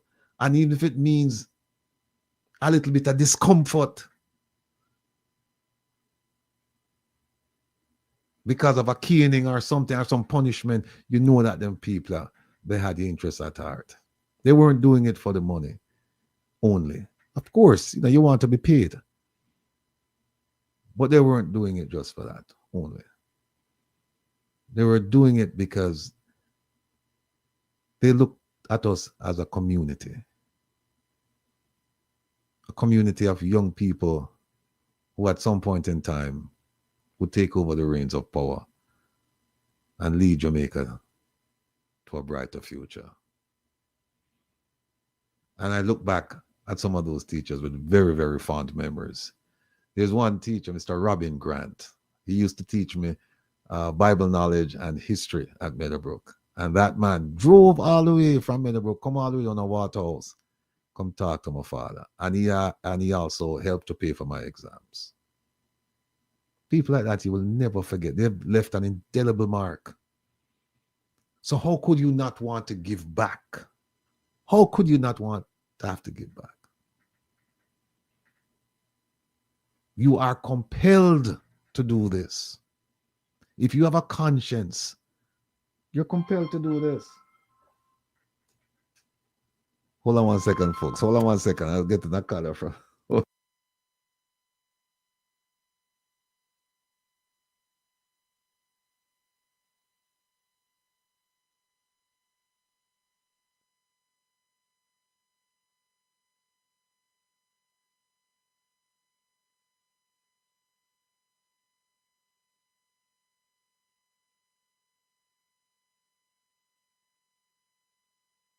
Yes, my people.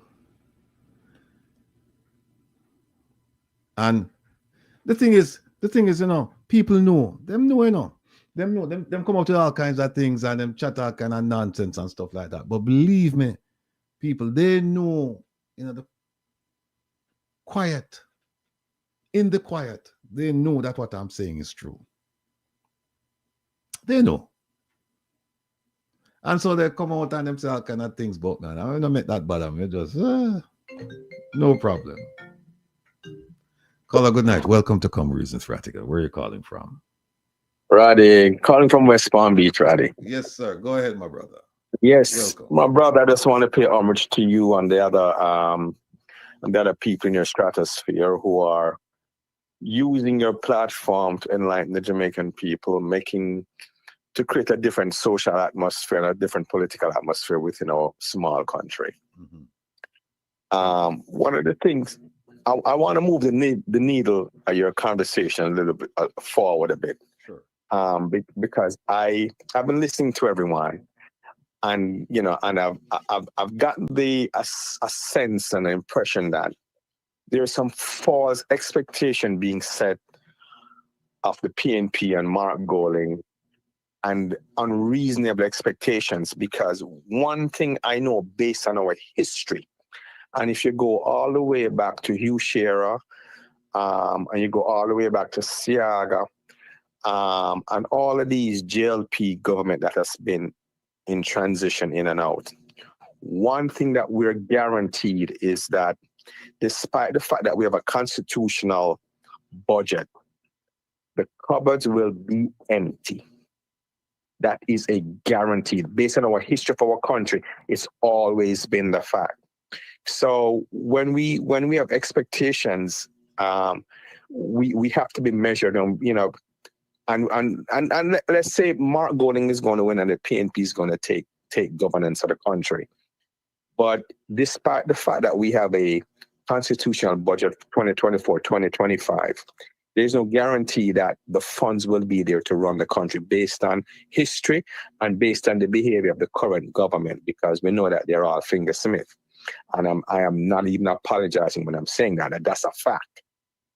So we have to be careful when we speak of what PNP is going to do, what they're going to do, and what they're going to change, because everything that we do within governance takes money. And if that funds is not there to govern the country, then they have to institute programs and to generate funds. One of the other expectations that is being set is that Mark Golding can't prosecute nobody. He has to appoint a DPP to do the prosecution and a minister to be able to execute the governance and the legal process. It has to go through a legal process. So let's not say Mark Golding is going to prosecute and lock up. And that's not the way it works. You know, so we're setting some unreasonable expectations. And another thing that we have to be recognized is that we're in a different generation, a different time in Jamaica. One of the things that the Andrew Holness government has successfully done within the country, they have created an expectations of, they've created a system where everything is predicated on things, not merit. So you are recognized by things, not by merit. And when you have a country that has gone through 10 years of corruption, crime, pilferage, and they know nothing else but that, no, you have to come to the realization that will they have the patience to allow the PNP to do the hard work to restore the country back to the path that it needs to be on. So we have to be mindful of the expectations that we're setting, and when we say they're going to do and what they're going to do, it's not going to be easy based on our history and based on the behavior of the current government. What's your take on that? Let me ask you this. You're saying that basically we have to manage our own expectations of a Mark Golding-led government, but isn't part of the calculus of us thinking about it in that manner based on what we have heard them say, what they're going to do? Yeah, okay, so this is where it's conflicting and probably sometimes somewhat convoluting when the messages go out from other sources. They have a right to say what they want to achieve and a right to set goals and expectations. But when when other people, the media, the social media people take the message, and even callers sometimes take the message, they're making these things sound as if it's going to happen happen instantaneously, and that's not the case. The PNP have a right to set their platform out, but the platform itself is not going to happen instantaneously. These things takes time, and there's going to be hiccups along the way. And based on what we know of history and the behavior, the pilferage and corrupt behavior of this current government, there's no guarantee that there's going to be resources to execute their platform within an expedited time. And within that now, you have the people themselves with a mindset, a behavior, and expectations. Like I said, the country right now everyone is not based on merit in Jamaica anymore. It's based on what things by any means necessary. The government has successfully created a mindset and a system within the country that you are only recognized by things, not by your merit. And that has made conflicting expectations for the public in Jamaica, for the people in Jamaica. And the question during governance, will they give the new government the time to implement what they need to do to make the country successful? I don't know. Go ahead. Let me ask you this. Part of the quote, managing expectations, part of that is what's communicated to you. So if somebody says to you that the healthcare situation is a mess, and when we come in, we are going to fix it. I say that to you. What do you walk away from?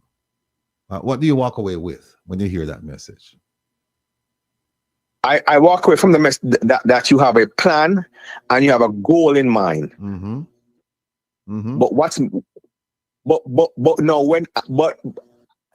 And that's a reasonable message. That's a reasonable way of communicating. But it leaves the void now for me now to go out and say, PNP, as soon as them come, them are going to fix healthcare. No, hold on.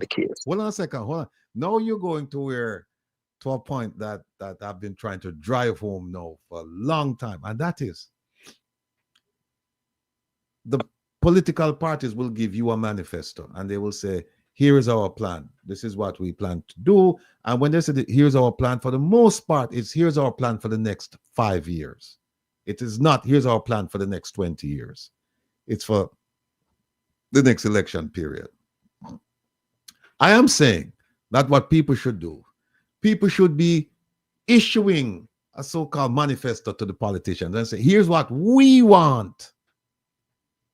Here's what, and they should do it by communities, by the 63 constituencies.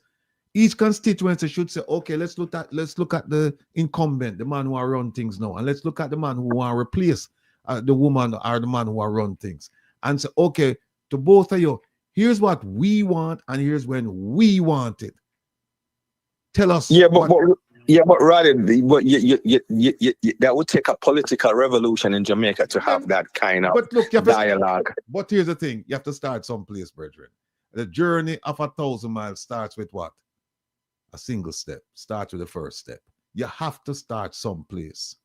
If the idea is, well, then, boy, whoa, this thing are bigger than we, man, and this thing, boy, it'll take a long time. Then we'll still be right here talking about this, 5, 10 years from now, 15, 20 years from now. We have to take a step in that direction and say, listen, if only one constituency should say, no, you know what? And I've heard it from people say, we're tired of the JLP, and we're tired of the PNP. And I said to them, well, if you, I can't tell you who to vote for, but if the idea is you're tired of both parties, then tell me why you're tired. I know why you're tired of the JLP, but why is it that you're tired of the PNP? Tell me why. And here's the point I'm trying to make I'm diverging a little bit.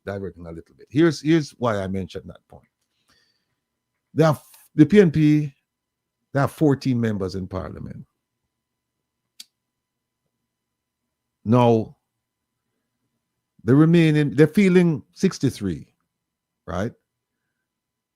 And of the remainder, you subtract 14 from it, of the remainder, most of those people have never been in parliament. They're brand spanking new. You have some of them that have been in parliament, like Wickham McNeil, Peter Bunting, the GenSec, and a few others. But the overwhelming majority, they've never been in parliament. So when people tell me that they're tired of PNP, I say, which version of the PNP you're tired of? This one? No. Because this one, they've never served. They've never served. And in fact, a lot of them, they were youngsters, or like late teens, early 20s, when the JLP took over in 2016. So when people tell me that, I'm trying to figure out what are they saying when they say they're tired of the PNP. Are they saying they're tired of the PNP policies? Are they saying they're tired of the PNP personalities?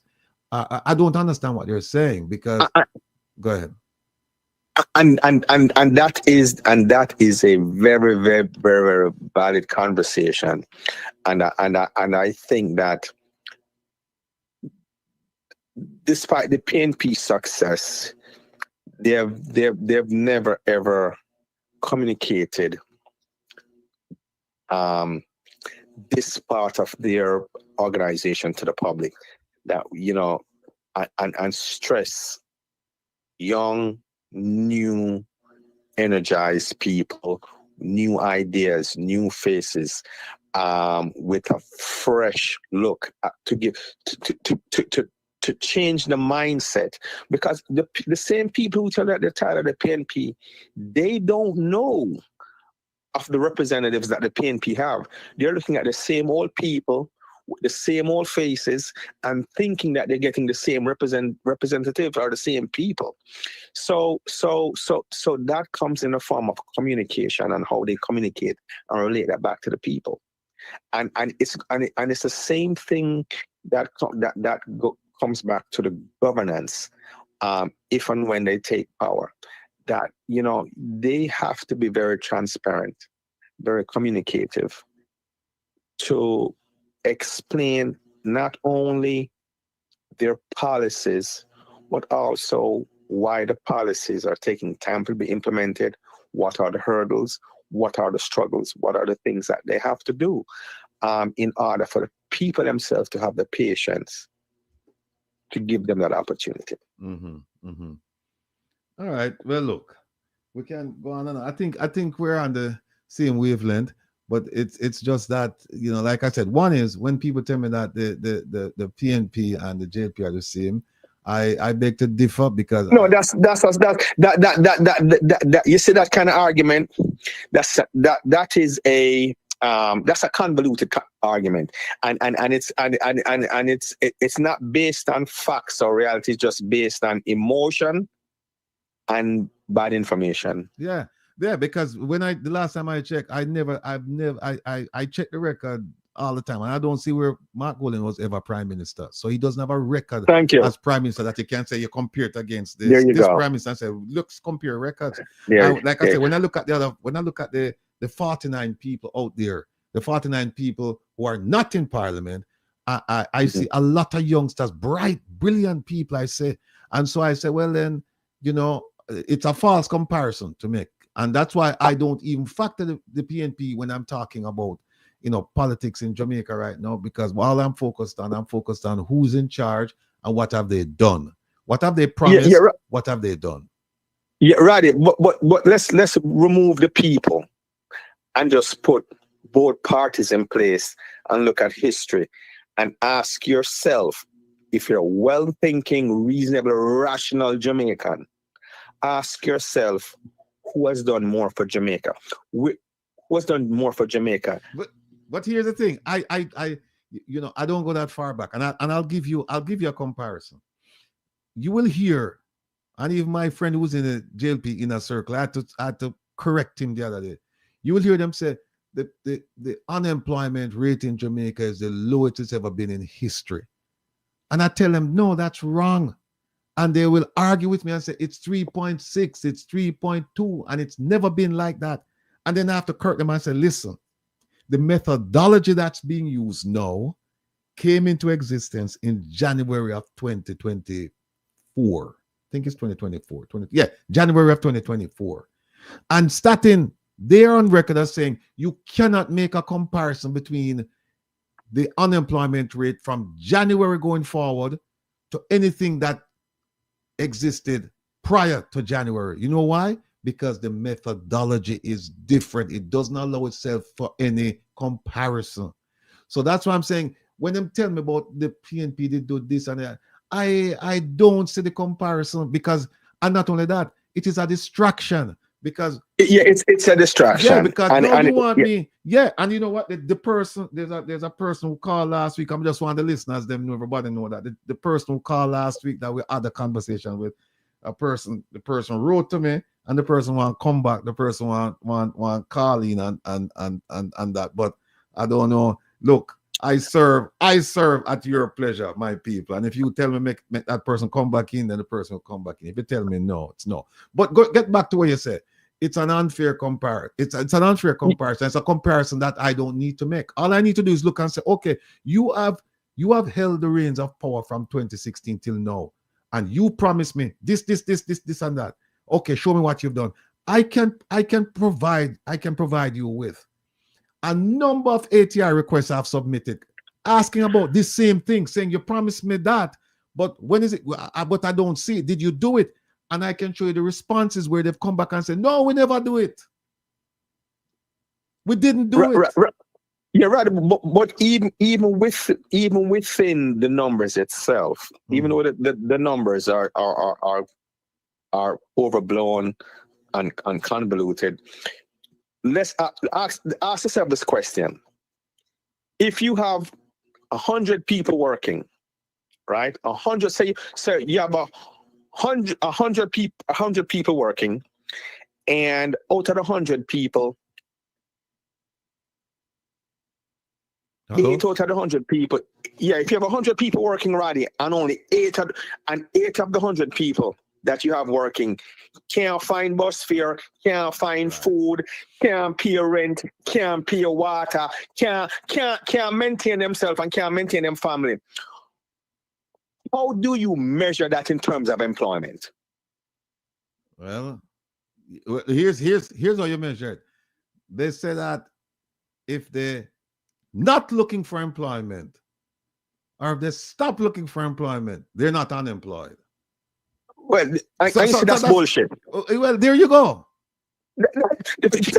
So those people are not a part of society. They're not counted in the statistical count of the amount of people in the country. Well, there you go. Because what happened is prior to January 2024, they used to say if you're unemployed, whether you're looking for a job or not, they would count you in the unemployed. You have to be counted. Yeah. But no, they say that if you're unemployed and you're not actively looking for a job, you are not considered unemployed. And you see that's the convolution, and that's the argument to justify their numbers, and to and these are the kind of things that that highlights corruption, because you got to be dumb, deaf, and stupid to even have that conversation. You cannot have about employment have a conversation saying the people who now look for job, we now count them. That does not make sense. In no society in the world would that apply. Okay. So that's a non-start argument, Roddy. So and I know the labor rights use these conversations to justify themselves all the time.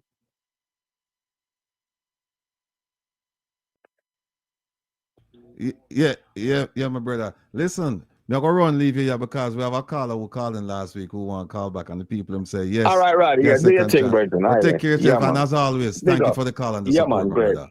All right then, cool. Yes, caller. I mean, not caller. Audience, what we have on the line right now? We have the person who called last week, who made certain allegations, and the person wrote me just now and said, "Look, it was a misunderstanding. I'd like to come on and clarify some things." And I ask you, my loyal audience, my family members, whether or not we should have this person come on. And from what I've seen in the chat, they're saying yes, every person deserves a second chance. Let's see what he has to say. So, caller, are you there? Yes, I'm here. All right, go ahead. Everybody can hear you. Okay, good night. Good night to your listeners and viewers. First, I want to say some of what I have said is that it was really a misunderstanding and out of frustration. And I support this government, but I will apologize because all of us make mistakes, and I will apologize. Apology accepted. Are you hearing me, sir? Apology accepted. Yes. And we need more accountability, and I have always been for that. But there are some questions I would like to ask you tonight, and I know that you're a person who is who seems to be transparent. This Magnitsky Act, I want to know. I see you said we must go around and sign it, but I would want, and I also see you said that we must donate 450 Jamaican dollars. What is this for? Hold on a second. You said I've asked for a donation of 450 Jamaican dollars? No, I click on the link and I see it come up. Okay. No, how often do you watch the program? I watch it sometimes. Well, no, here's what I need you to commit to watching it all the time, because here's what I've said. I've said, do not donate to the site. You don't need to pay any money to register your vote. We've said that time and time and time and time again. Because sir, let me cut in. No, I see that you don't have to pay to sign it. But what I'm saying is that I see the $450 come up. Sir. And I see some. Listen, I have never asked for donation to sign this. In fact, it's not on our platform, you know. The petition is not on our platform, and we have told people, do not make a donation in order to sign. We said you should just go on and sign. And in fact, I hope you tune in not this Sunday, but the following Sunday, because we're going to go to the Magnitsky and we will give a complete history of the Magnitsky so that people can fully comprehend what it is all about. Its purpose. What it is all about. Exactly. Yes. So we're going to do that. So I hope you tell your friends and your family members and the party members you support. I hope you tell them to join us, because we're going to walk through it step by step by step by step. And we're going to take you to the website and show you how you can register your vote without making a donation. We don't want people to donate in order to sign, sir. Okay. That is cleared up. That is cleared up. But I want to ask a next question again. All right, we can only take another question because that time is at a premium and I have people calling. So go ahead with the second question, please. All right, let me say something before I done. I realize that the ODMF, One Jamaican Legal Defense Foundation, is all about the support of the Magnitsky Act and those things. And, it is good that the government is in check. But what I want to ask is that I realize that an issue has been disturbed. And I'm going to ask you this, and I'm going to want you to answer me. I realize that I won't say that you are biased, but there's something that I don't hear you talk about that fluently. The member of parliament in the People's National Party, Hugo Graham, he is not active as a member of parliament. And from my investigations, it looks like Damon Crawford is getting this part money. Because he put out a video. No, go ahead. He put out a video. He put out a video that on his recommendations, Newton Amos is telling lie. I know people in that constituency, and I will tell you something.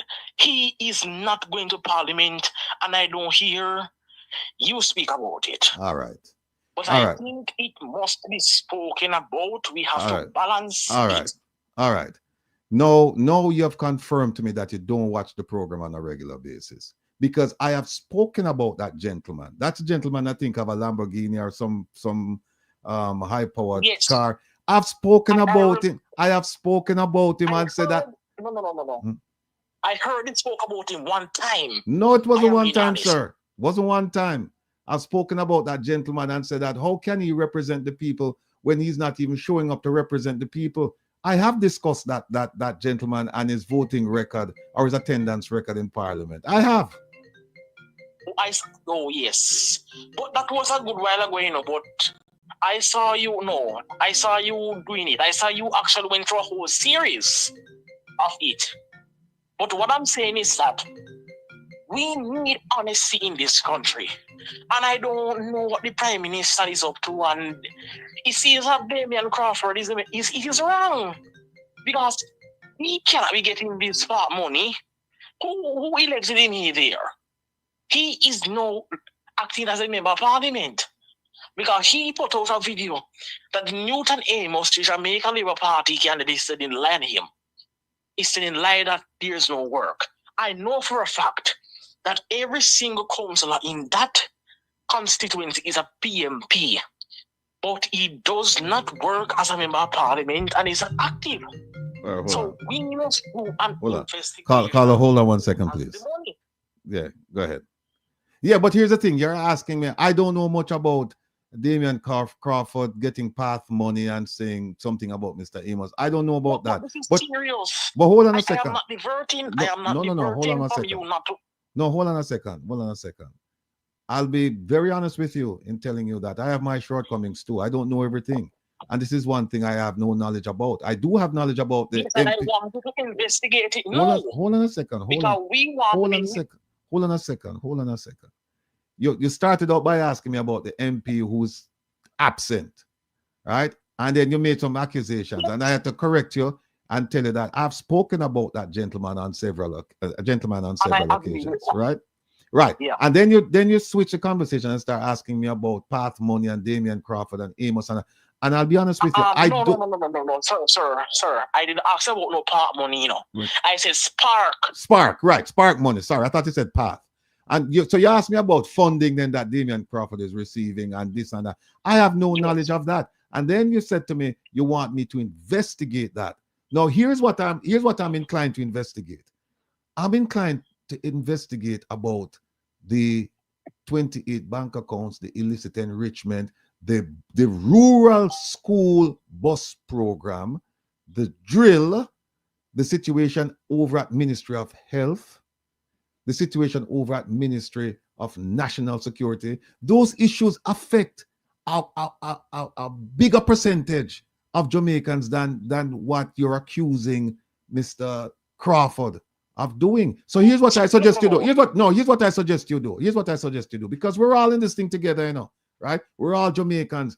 And even though I don't know you personally, I just want you to know that I care about you and that we should be looking out for what's in the best interest of Jamaica. So here's what I'm going to ask you to do now. Why don't you investigate that and then tell me what's going on while I investigate what the Prime Minister is doing and all these other ministers doing, and then I'll tell you. Because I can't do everything.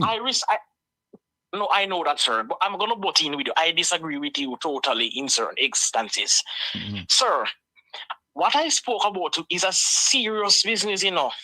And you might don't think it is no. at a national level. Mm-hmm. But no, let me speak. No, I'm listening to you. I'm telling you mm-hmm. that the way how you're sounding a little biased. Yes. Here's why. I hear what you're saying. You're saying that I hear what you're saying that I'm a little bit biased. I'm not biased. Here's what I'm focused and I'm prioritizing things. And I know what you're doing now. You're turning me now into your personal investigator. And I'm saying to you, you know about this problem, right? So why don't we work together? Why don't you conduct that investigation and let me conduct the others? And then we can meet at a point where I can say to you, say, listen, here's what I found out about this issue. And then you can tell me, here's what I found out about Mr. Crawford. How about that? That is good, sir. Okay. But let me just speak one thing before I leave. Let me just say a couple of things before I leave, sir. I understand that, but I want Diaspora to speak about this issue. This is where corruption starts. And we must ask Mark Godin questions. We must be fair and neutral. And I know that you commit to be neutral. So what you are saying is right. That I don't want you to be my, but I know you are more highly, you are more highly, okay, what me say no, more qualified more than me in certain things. Let me ask you, hold on. Let me just stop right there, because we have a bunch of callers calling in. But let me ask you a question. Are you in Jamaica? Yes, I'm in Jamaica. All right. And are you familiar with that, with the situation with Damian Crawford? Yes, sir. Okay. But I am not in Jamaica. I'm not in Jamaica. I'm not familiar with it. I'm doing my level best to get familiar with a range of issues, but I can't be familiar with every single issue. And I'm saying to you, since you are there and you know about this issue, then why don't you conduct an investigation, right? And then you and I can talk about it later. No, and yes, that is true. But all right, excuse me, sir. I want to say something before I go on serious. I hear Jeffrey Tavares and his program calling me an idiot and all kind of things. Right. But I am just telling my opinion. Right. But I believe that there is a little bias, and I'm going to be honest with that Jeffrey Tavares fellow. All right. Let me stop you right there. I am going to speak to him about it. Hold on a second. Hold on. I have to stop you there. What's going on? No, hold on, caller. What is your name, by the way? John. All right, John. Let me just say this and then I have to go. You see, if you're going to talk to Rattigan about reason with Rattigan or come reason with Rattigan, that's perfectly fine. But you see, if you're going to come and talk to me about somebody else, then what I would suggest is that you go and talk to that person. You find a way to reach and reason with that person. But I think it's unfair for you to bring up Jeffrey Tavares' name and have me make a comment about that when your issue is with him and not with me. I want you to talk to me about the issues that you have with me. So anyway, listen, I have to run now because I have people. John, I thank you for calling. Keep calling, keep supporting the program. All right? Yeah. All right. Well, let me say something before I go. Quickly. I just want to do this. I'm going to give you the information about it, but we need to ask questions about this. And what I want you to do as well, give me information about everything you know. All right? All right. Take care of yourself. All right, then. Bye-bye. Caller, thank you for holding. I'm extremely apologetic for the time, but I had to speak to John and kind of clear the air. So I have Good night. Hey, Miss P. Good night. Talk to me. Let me tell you something. Me tell you the first thing, and that me come to Cabo, but me tell you, hello, Mr. John, where you say your name? All the questions that we ask, go ask Andrew one this morning. You understand? Let Damian alone. You, Graham, in a parliament and you know the way if you do, Mark Golding put in one side. There is no legislation. You must know if you have a legislation that you can get paid or whatever. We don't know about that. Mike Henry in a parliament, and we have pampas and I collect money. True. And I do not. Understand? So, me I beg you, now come back over here, straight, period. Come off a Jeffrey name. If you have a pick with Jeffrey, call Jeffrey program and pick with him because Jeffrey will fix you. Jeffrey, no these things like Mr. Rattigan. We have time to waste with you. So you are change your vibe and at this start and a go on. He's not who you say you are. You is a JLP political activist. Come on fire. Right? We the Jamaican people, not we, because we not vote him. Vote for Andrew Wallace, give him 2 terms. And by right, if this country was running good, the 2020 election should have called over I win by 21%. Okay. And he kept the 21%. And the advantage we murder with. Them, he murder the youth them, he starve with, he do everything that is bad. And you come over here with your foolishness. Let me tell you something. No. We the Jamaican people, we fed up and do all his belly full. So go there, go tell him if he give some away, man, we am not much to go with bed. So stop, come over here. And Mr. Rattigan, I am putting this to you. Council, I am putting this to you. Whenever time this man calls and you find out here, him, cut him off. But because he wants to tell life for you. I want to slice and come on, yeah? But hold on, sorry to interrupt you, but you know, the thing is, right? He called a couple times, you know, and I didn't realize who he was. And then he sent a message. And then what I did was I made an announcement to the people. And I said to the people, listen, the person who called last week is calling again. I serve at your pleasure. I said, I asked the people, I said, should I bring him on? I said, if you tell me bring him on, I bring him on. If you tell me don't bring him on, I don't bring him on. And several people in the chat said, yeah, bring him on, because, you know, everybody deserves a second chance. So that's how him end up talking to us tonight. Yes, I understand, but him get too personal now. Him get too tame. Because what I understand, me not so bright, you know. But what I understand with them now, when they call you and you talk tomorrow morning, then tap up it and talk different something and fix it to them way. Because they are so desperate and low. Okay? Mm-hmm. So, sir, if you are John Palmer, whosoever you want to be, now come back here, call up a clip you station and chat everything we want to chat. And left Damien Crawford out of it, or not can't Damien. Okay? Mm-hmm. And to the next caller now. Okay. The caller before. He was saying that the next remark will I say and people to expect. Look up, all of our listeners, I'm asking them. Whenever time there's a program, whether the Prime Minister, the opposition, or whoever, please listen. And when you listen, you dissect, then you can talk. We, the PMP people, will be getting a broke country. So we know it's going to take a time to build. Mark Golding never tell nobody say I can win to them or do that tomorrow. He said we be born with belly and prepare for the rocky road because it's not going to be easy. But in the next 5 years, he will do what he planned to do. Not as him going there. Because as him win, he must go do a forensic audit. Where the money them there, how much he gets and whatever. We not idiot. We have sense. So no listen to the program them and replay them at the ledger and get where they say.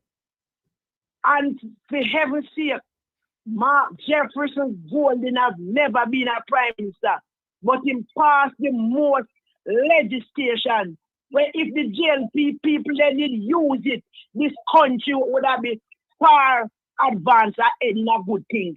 Then bring them under the brush and then put up for them to thief and rob and rape this country. You know, look for Mark Golden's track record. Even the housing plan where Mark Jefferson put out, say Andrew Wallace down a slice and a dice and a piece of piece. Mark Golden now put out not much because them are a cappy cat.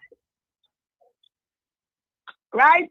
So me a beg you no come after Mark Golden. Listen what he say and dissect him just like how he making talk and talk, he little BC with the mic where I get problem.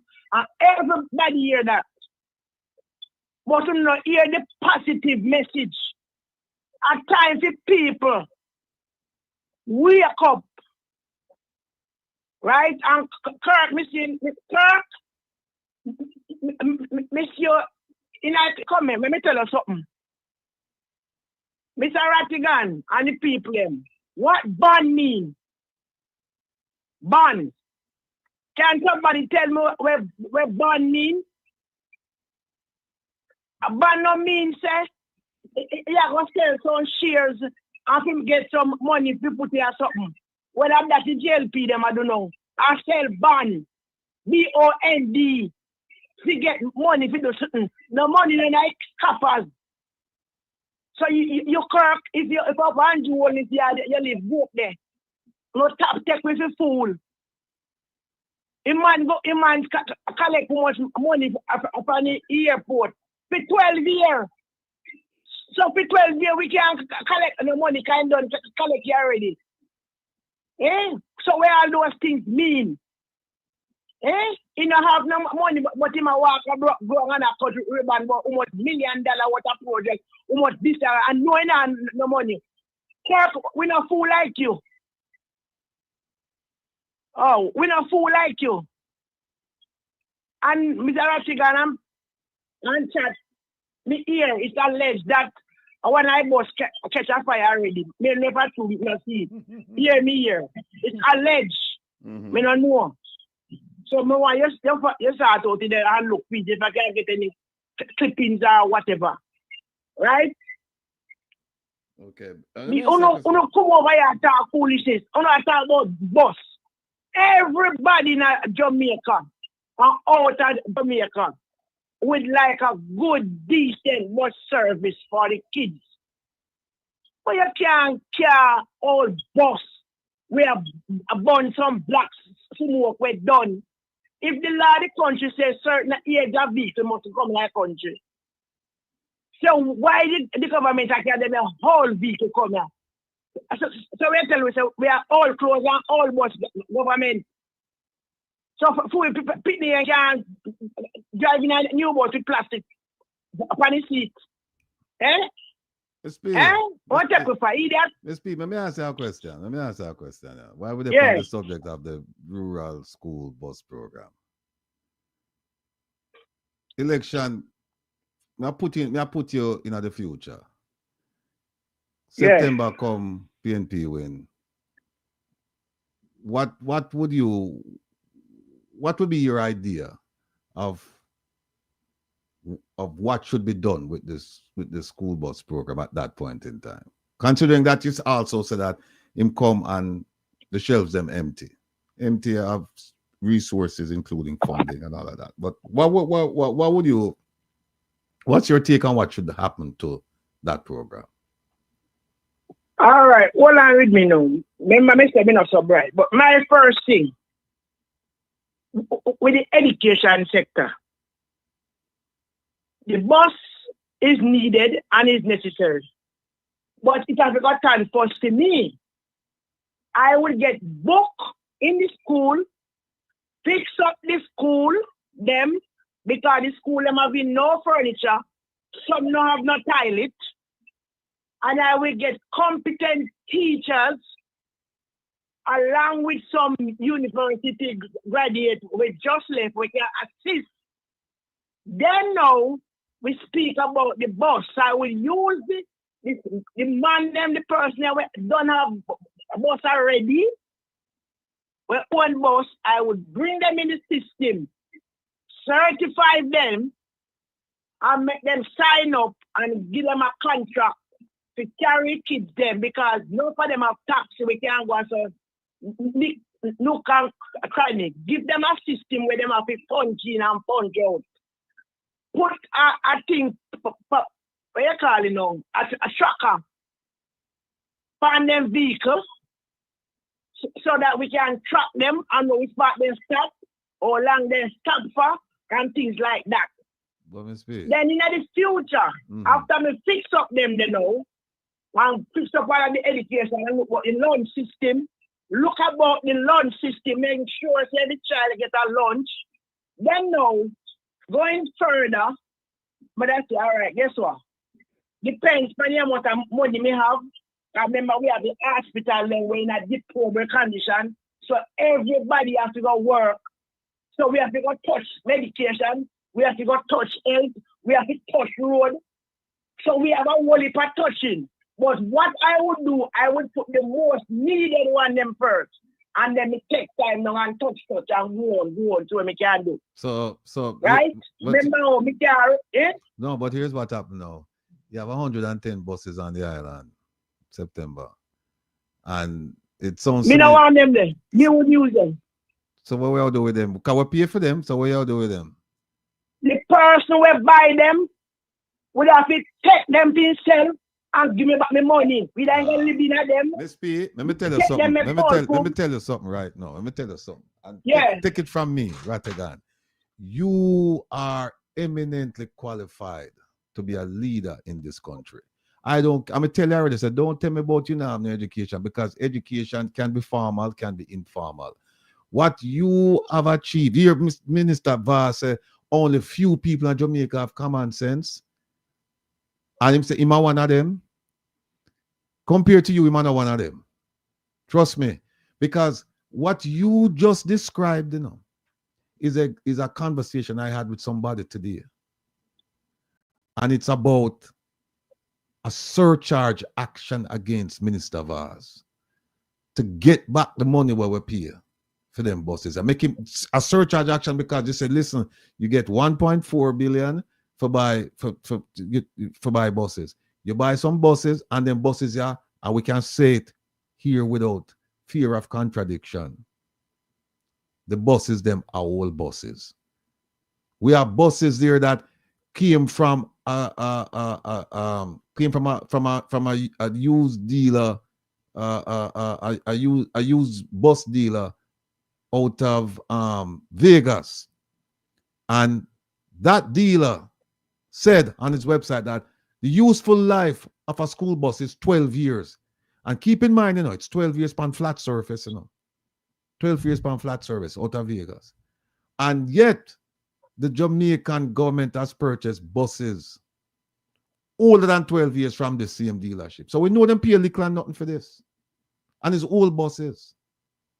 And so what I'm saying is that we need a proper accounting, and the money that was misspent, the money that disappeared, the money that whatever you want to call it, that we didn't get value for money, Mr. Vaz is supposed to pay that money back out of pocket. The auditor, I'm going to write a letter to the Auditor General tomorrow and to the Integrity Commission. I'm going to ask them to start an investigation and at the very least institute, if necessary, a surcharge action so that Jamaican taxpayers can get back some of the money we spend. So, and that's exactly what you just said. When they say, we don't want them buses there, whoever buy the bus, make him give you back your money. That is a surcharge action. And I just want to thank you for putting it that way so people understand exactly what we're talking about.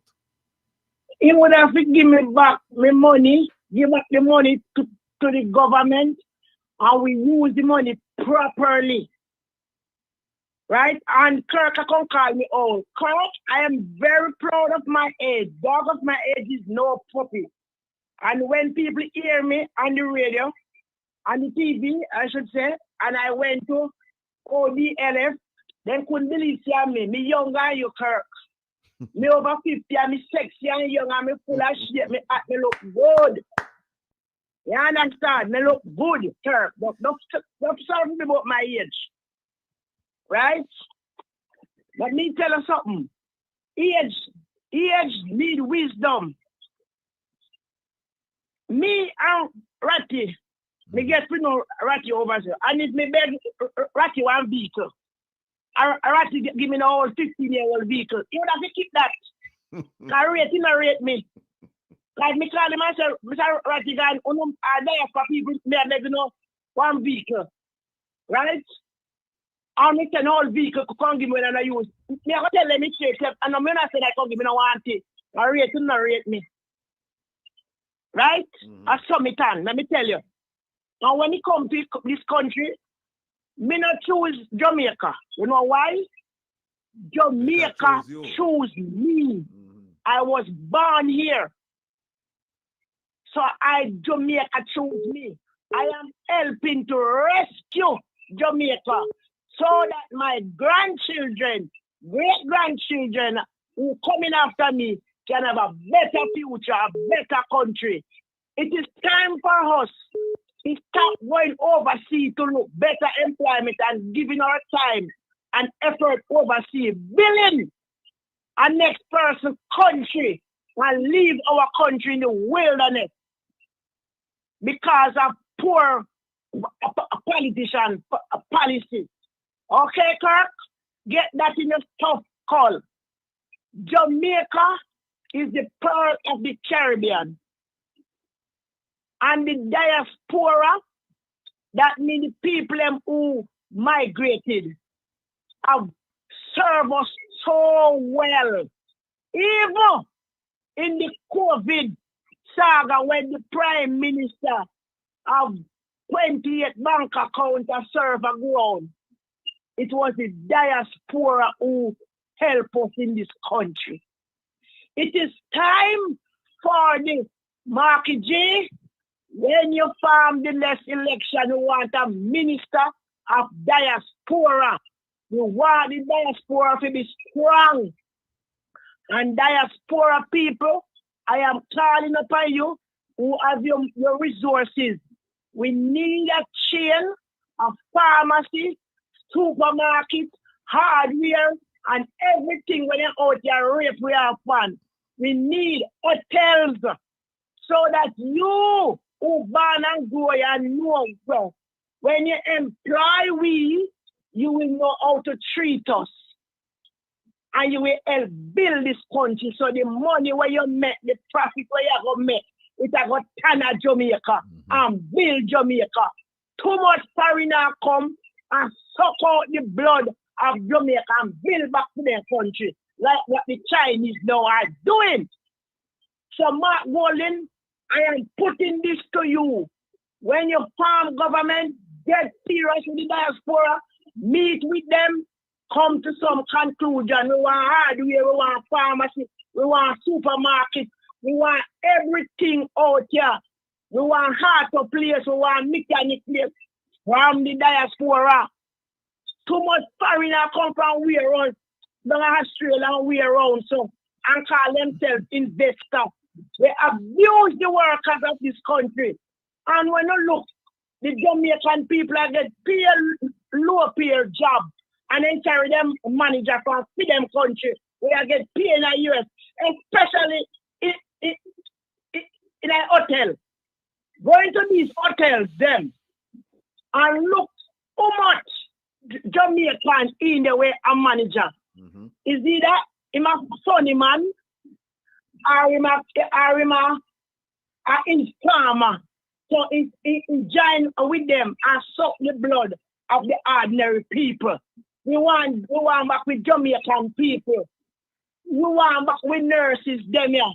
Too much people are dead in the hospital with hand broke. Imagine a woman have got a C-section and dead 6 months after the septic shock. What a disgrace, Kirk. Oh, that look for you. Then last week I stopped at my hospital. The rain and fall and fall in the hospital for patient them. Kirk, wake up. Right? Yeah, you're right. Wake up. We are suffering. People are here drive from right and left road. Right, left. Here, escape patrol. Come on, man. Come on now, man. And you know, Mr. Time, come on. And you know, the thing about it is that, you know, the shocking thing is some of the same people who would oppose the things you're saying, you know, they must suffer, you know, the same conditions that you mentioned, you know, they must suffer through it, you know. And it's like well, you know, I'm convinced that some people you just cannot reach. You will never reach them. You can't reach everybody. And so the people who are sitting on the fence now, looking at the conditions, seeing what's going on, we're all witnesses to this. And so that's why we say we're asking you to join us to become concerned members of the society, to become informed members, to become informed voters. Because even if you don't want to come out and say it openly, that day is fast approaching. Go ahead, please. I come out in I care not Paul Bogle Eng, Sam Sharp, Eng, Stua, Kuwe. So me I kind of see my right. Right? This country is going into a hole. And when you tell me, the other day me I come from work and I make this young man. Know him well, say my labor right. That night, me did me can't get vehicle to come here and I get frustrated, tired of go. Call me one side, me go. Guess what man I beg me? I beg me $200 to pay fare. And me said to him, say, honestly people, they have the money, you know, but me not giving up, they are telling the truth. You are just strong labor right. You have a labor right councillor. You have a labor right MP. You have a labor right prime minister and a labor right ruling. And you can't find $200 to pay here? Eh? Talk it to them. Eh? You can't find $200 to pay here and your labor right have your green band, your councillor labor right, your MP labor right, your government, your rural labor right, you can't find $200. So what more anyway? Miss P. Oh. Miss P. Let me just grab a card. Yeah. Don't go nowhere still, you know. You can't chop the back. Let me just grab that card. Yeah. All right. All right. Caller, good night. Welcome to Come Reasons Rattigan. Where are you calling from? Calling from Miami. Good night, sir. Good night, sir. How are you? I'm doing well. Yourself? I'm on top of the world. Well, you know, Mr. Ratti, I just want to say thank you for all that you have been doing.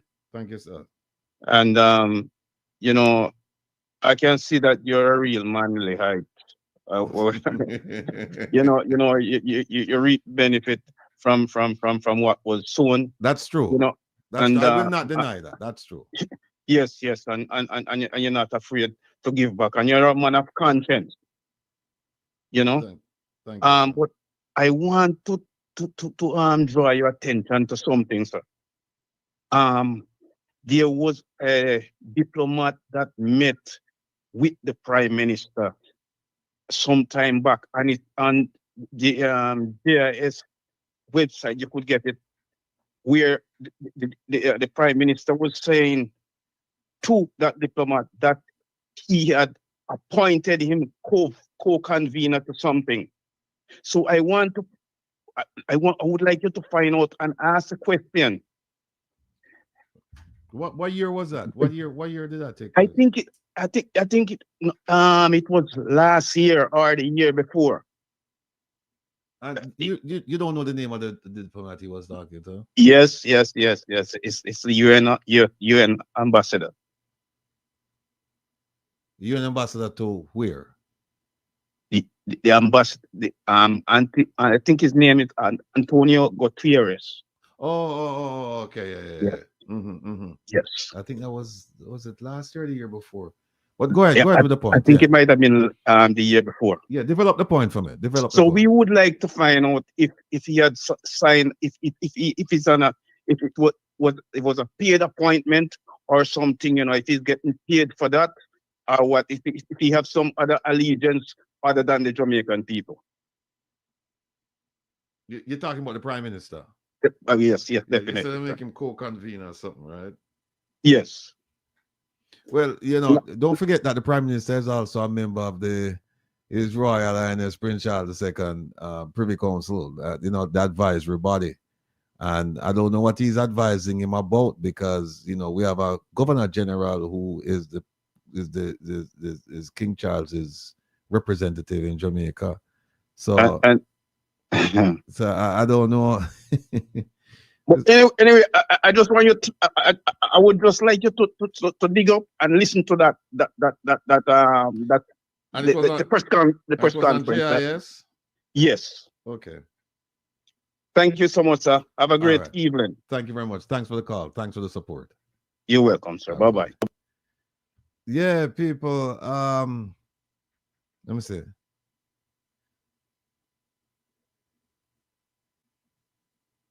Yeah.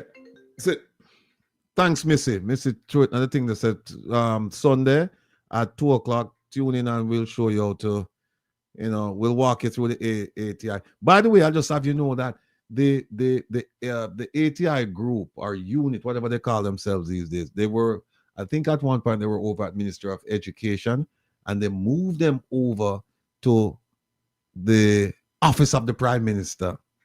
So the prime minister, I mean, if he wanted to, he could have said everything where everybody asked about the government. And now they've been moved back to the Ministry of Education. But they have an outreach program. And the purpose of that program, as it says, outreach, it's to teach all of us about ATIs. Hold on 1 second, please. Caller, good night. Welcome to Come Reason with Rattigan. Where are you calling from? Hello? Yes, sir. Hello. Yes. I'm calling in regards to the school bus. Yes, sir. Go ahead, please. Yeah, a lot of the school bus. I live over here in Maryland. A lot of them school bus. They be giving away them for free. Just last week, my brother got a school bus for free. One of them 2010 Bluebirds, free of charge. I can take a copy of it and a copy of the title where they give him for free. They used to pay people to trade them. So when they sell out, they say they're paying a lot of money for them whole school bus. They're just ripping off the system. Listen, I'll call you, because I live in Maryland. I'm on one of them school buses, and I tell you, people, I didn't pay much attention to these big old yellow school buses, until recently. Now, every time I see one, we just focus on it. I'm gonna start focus on the size and the make and all of these things. And I know that in Maryland, the school buses are inspected 3 times, right? I know that. So if your brother got one for free, then I want one for free because I want to demonstrate to the people of Jamaica that we never have to pay for them school buses except to ship them back, ship them to Jamaica. Well, I'll take a picture or a video of it tomorrow and text it to you and a copy of the title where they throw it and put it on his property for free. Well, listen, I am going to call you.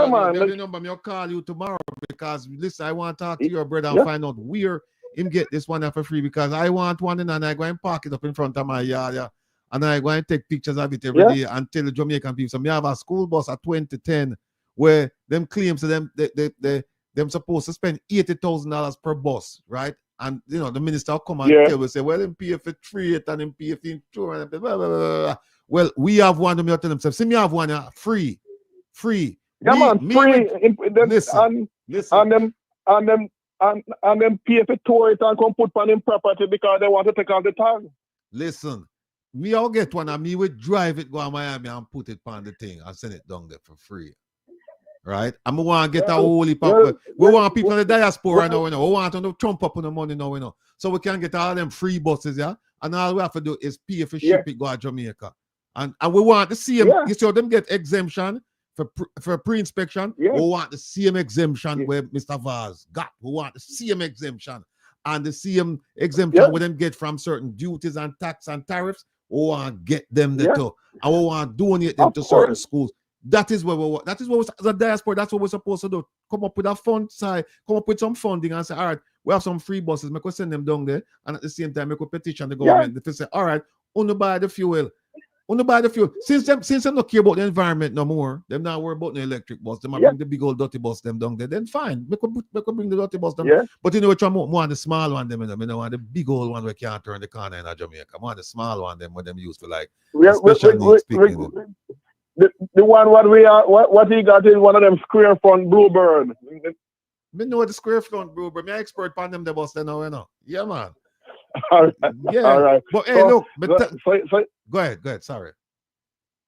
So whenever you want, I'll get the pictures tomorrow, and you can call me and we'll go through it and tell you when get it and take a copy of the title and show you the title. So it's free of cost. Listen, I am going to call you tomorrow. Come rain or shine, I'm going to call you tomorrow because I want to find out where we can get some of them free bus there.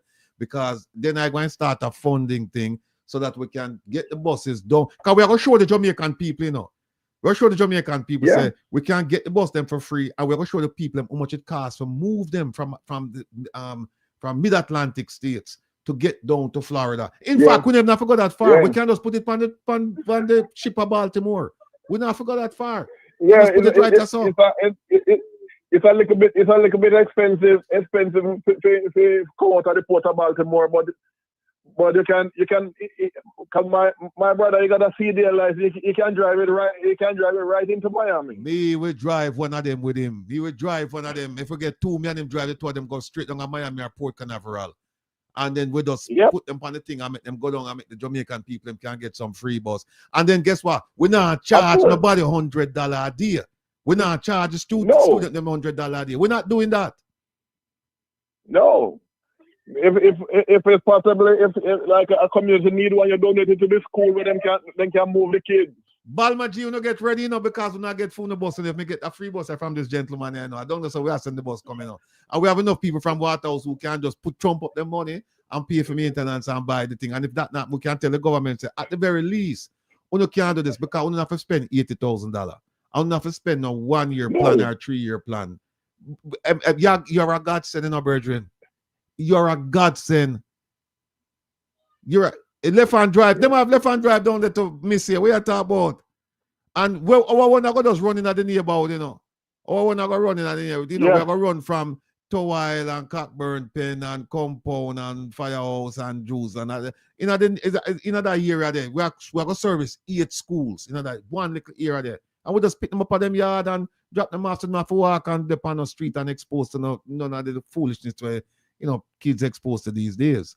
But Nerin, you're right. This gentleman that we are talking on the phone is a godsend because he's going to make we apply even more pressure now and say, we want the money. Sir, I'm going to call you tomorrow because I do a program Saturday on the bus them again, And if we can get for me free bus before Saturday, me good to go. But even if me get it after, me still good to go because the story I go continue. The story of legs. Yeah, man. Because the bus is just in Baltimore County, in Maryland. You're not far. Watch out. Ivan, no, hold on there. Look here. Ivan said 2 people in my neighborhood got school each for free. I guess a school bus free in my county. I live in my neighborhood. So the bus them give away for free now. We come say at $80,000 we have spent per bus. Then you used to pay for you to take them. My goodness gracious. People, on the year we're going to do. They might give away the buses them for free in America. 2010, the same buses were 2010 Bluebird, the same buses where we buy. They might give them away for free. 2010 Bluebird. I got one, and I got the title for it. I got the title, and it's in the yard. I'll show it to you. My brother, take the picture, take a million pictures, and send them. Come give me. I'm gonna call you tomorrow, because this is a different story. I know. Of course, it's a different story. But yep. My brother. God bless you and keep you and make him shine the light on your face. All right. So you're what? Expect me for call you. May I have your number? Expect me for calling in the morning. You hear, sir? When's a good time for calling? We'll be in touch. Come on, call you when you're free of time and you can talk to me now. When's a good time for calling? I can talk anywhere between I got a run in the morning. I got a couple hour drive, but anytime after 11:30 is fine with me. Anytime after 11:30. Yeah, all I got some things to run in the morning, but anytime after 11:30.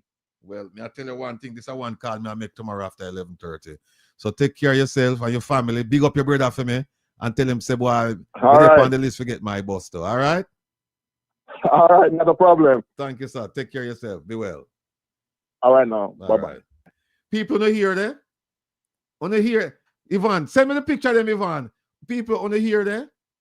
The man said him brother get a 2010 Bluebird. Free. The county just want to get rid of the whole bus them and give him brother. And me I get one, Me I get one.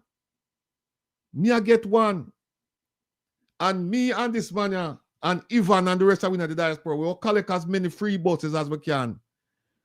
And we are going to come up with a fund side, people. And we are going to carry the buses them down to Florida and ship them off of Florida. And we are going to apply to the various ministries and agencies and departments in the Jamaican government forget the same concessions like where Minister Vaz get for the bus them where him buy, where we are get for free.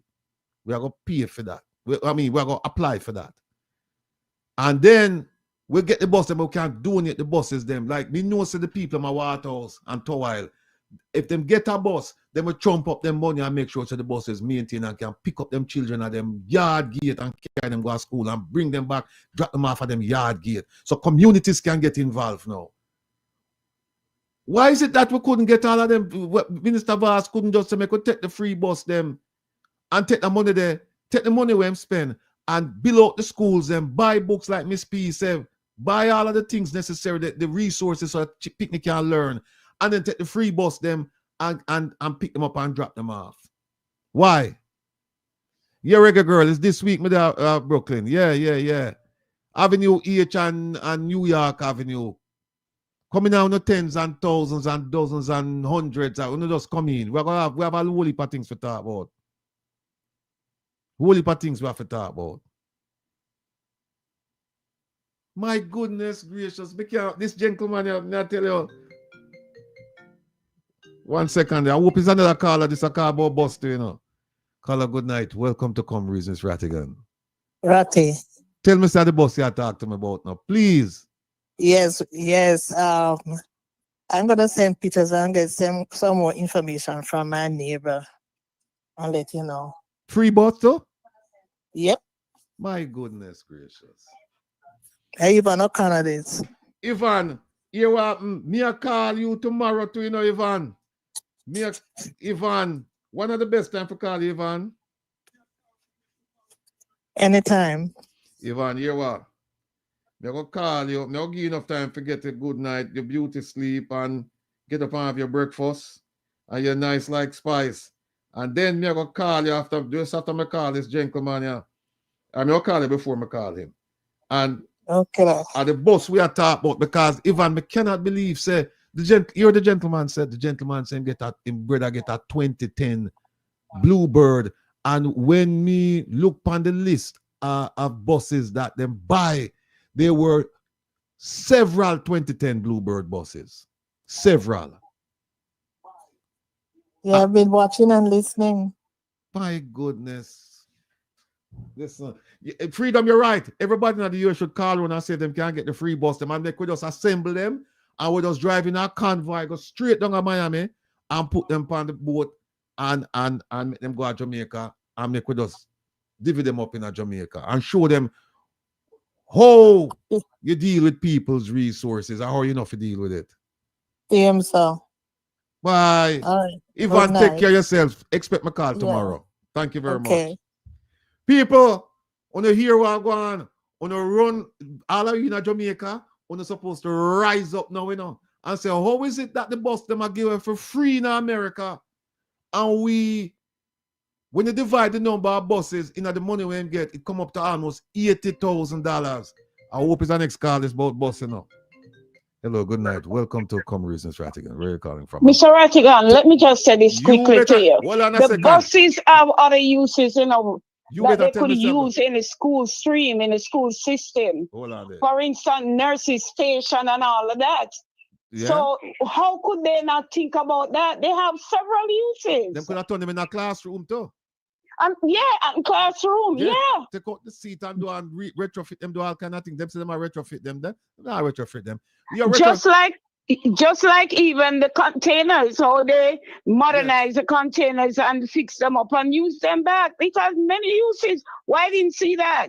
Here's what Mr. Rattigan. Miss Philly, I'm going to ask you now. I'm going to ask you, because I know you're a doer, you know. But when you find out in a year's neck of the woods, how the buses them go when they reach a certain age and stage, if the school district will give them away, and if they won't give them away, if them going to sell them, how much them charge, how much them going to sell them for. I want you to find that out for me, you know. I beg you, okay, you know. I will have to get the school is on holiday now. The admin people. But I can call the school district and find out. Yeah. I'll call the school district and find out. All right, Miss Philly. All right. But Mr. Rattigan, you see when you say you're gonna write to, we say you're gonna write to about Vaz. You're gonna write to the Auditor General and the Integrity Commission. tomorrow and ask them to look into the school bus thing here. He's to take them whatever he wants to do with them, but he's to pay back that money. That's the He's to pay it surcharge back. action. Yeah. Surcharge. Yeah, that's a total waste. He didn't have to do it. All right. All right. Thanks so much. All right. And I'll make sure I do that check for you. Thank you so much. All right. All right. Okay. All right. Well, on the labs, coach. Call a good night. Welcome to Come Reasons Rattigan. Where are you calling from? Yeah, read it. Good night, Mr. Rattigan. I miss you again. All right, hold on a second. Miss P, hold on a second. Labs, hold on there. Let me talk to my brother in Labs coach. I can't get him from the Labs coach. I'll call him back. Here, sir. All right, cool. Yeah. All right. I just something I want to say. I mean, I like you. Again, Missy Bram, I mean, no, mom, I make she call me. All right, no problem. The grammar class. All right, no problem.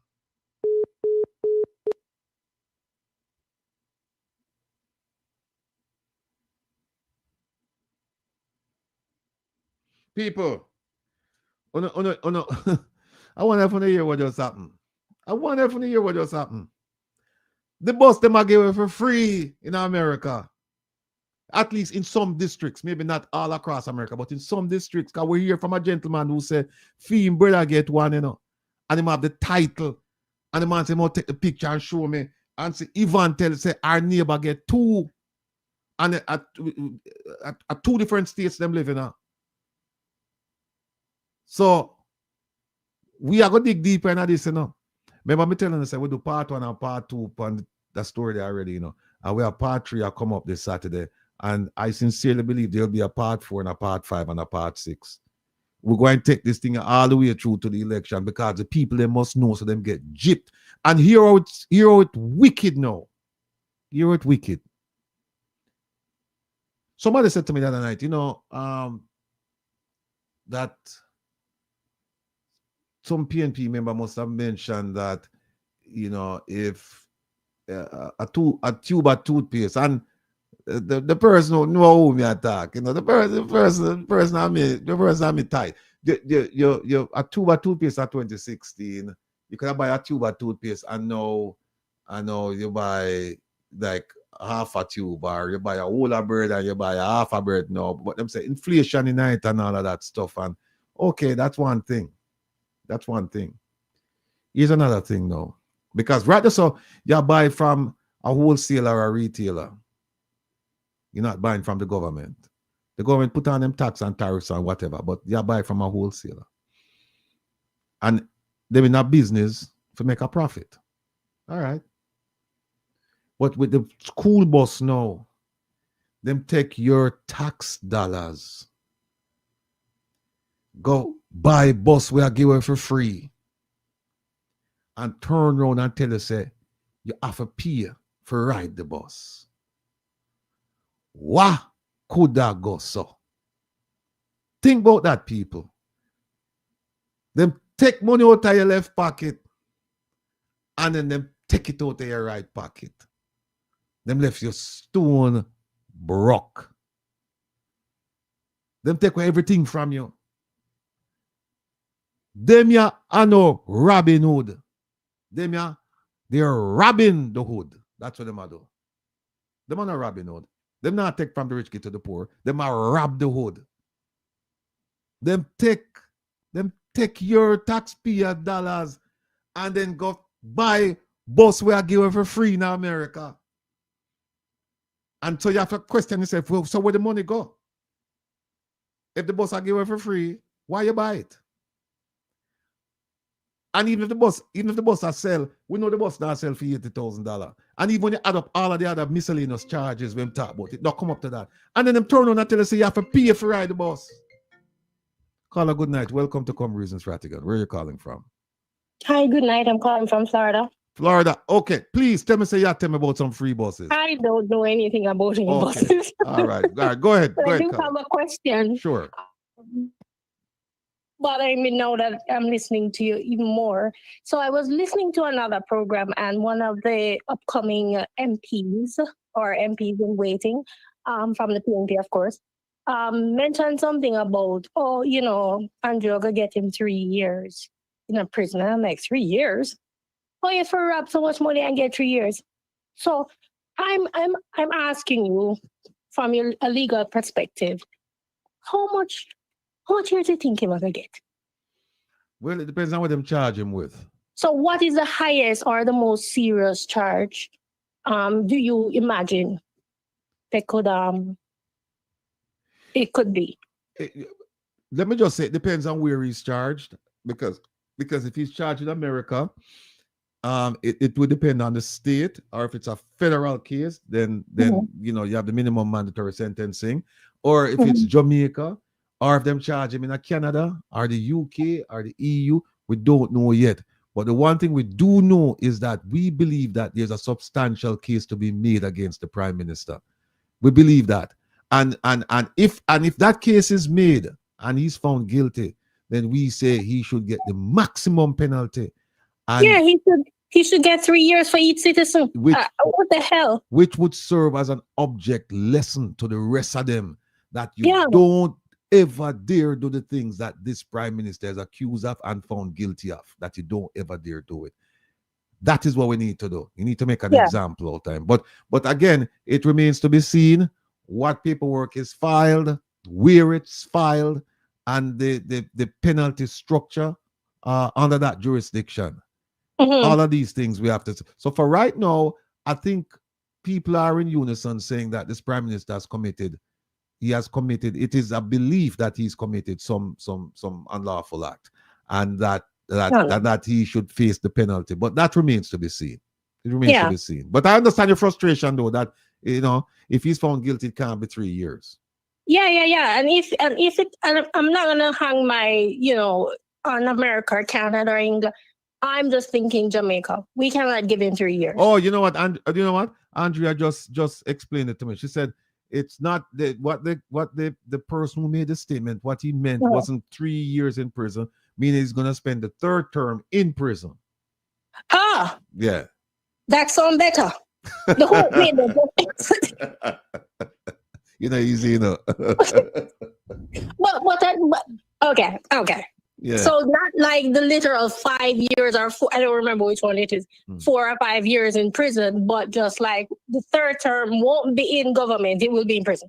Right. Just that's what the person meant. Yeah. I hope so, because no.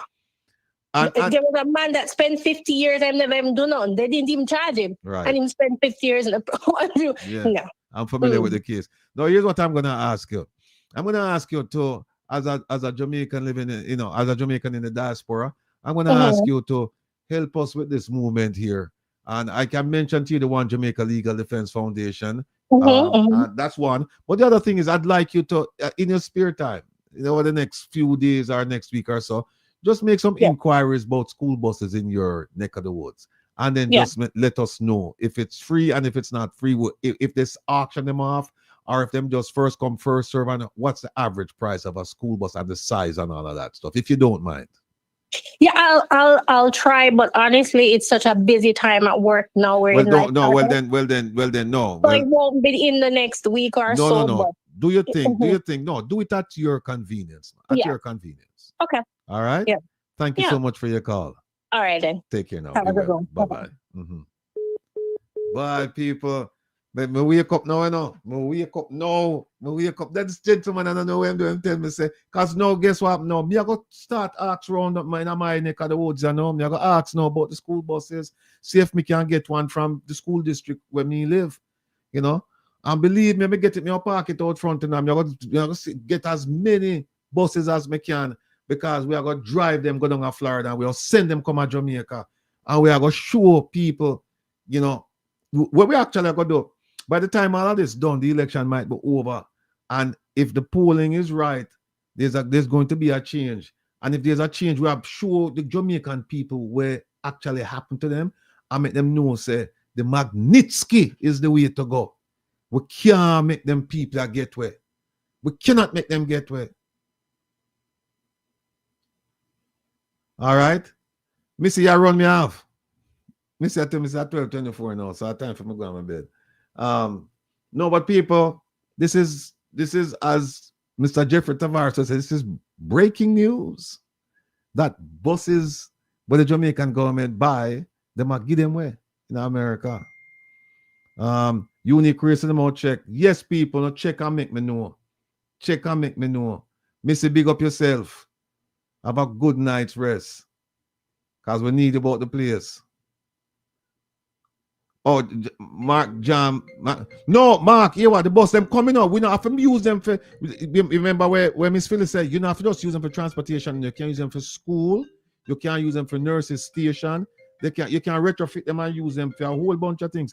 Caller, good night. Welcome to Comrades, Ms. Rattigan. Oh, good morning. Sorry. Where are you calling from? Mr. Rattigan, how are you? Doing well, thank you. You? Okay. I am very well, thanks. I'm just here watching and listening. It's not about the bus, and I won't keep you. Okay. If you recall, a few years ago, maybe a year and a half ago, we have this gentleman who called in and he spoke on the cockpit area. I am concerned because I've never heard anything about it. If you know, might you know if the government might have saved any kind of money towards those people? Because if nothing going, it's something coming. After ingesting those type of digging that they were digging on those earth, because I'm quite sure they're going to be affected in the future with cancer or some type of, you know what I'm saying? You're talking about mining. Right, Okay. right. Mm-hmm. So what about respiratory system? You know, it's not going to happen overnight. It's just like the 9/11 here. Mm-hmm. Remember, those guys down there never get sick. They started getting ill within 4 or 5. Up to now, you have people getting sick. If you know the answer, do you believe the government might have tried to set money aside for medical reasons? You know, you know what? That's an interesting point you raise. It's a very, very interesting point because we have struggled with this before. Even go down to St. Elizabeth and you go up to St. Anne and other places where they mine. Manchester, where they mine and they don't care about the population. And we do know that the people in certain areas, they have certain peculiar medical issues that you don't find elsewhere. And I don't think a real study, a real in-depth study has been done to show the correlation between mining and the poor health in certain areas. We suspect that that's the case.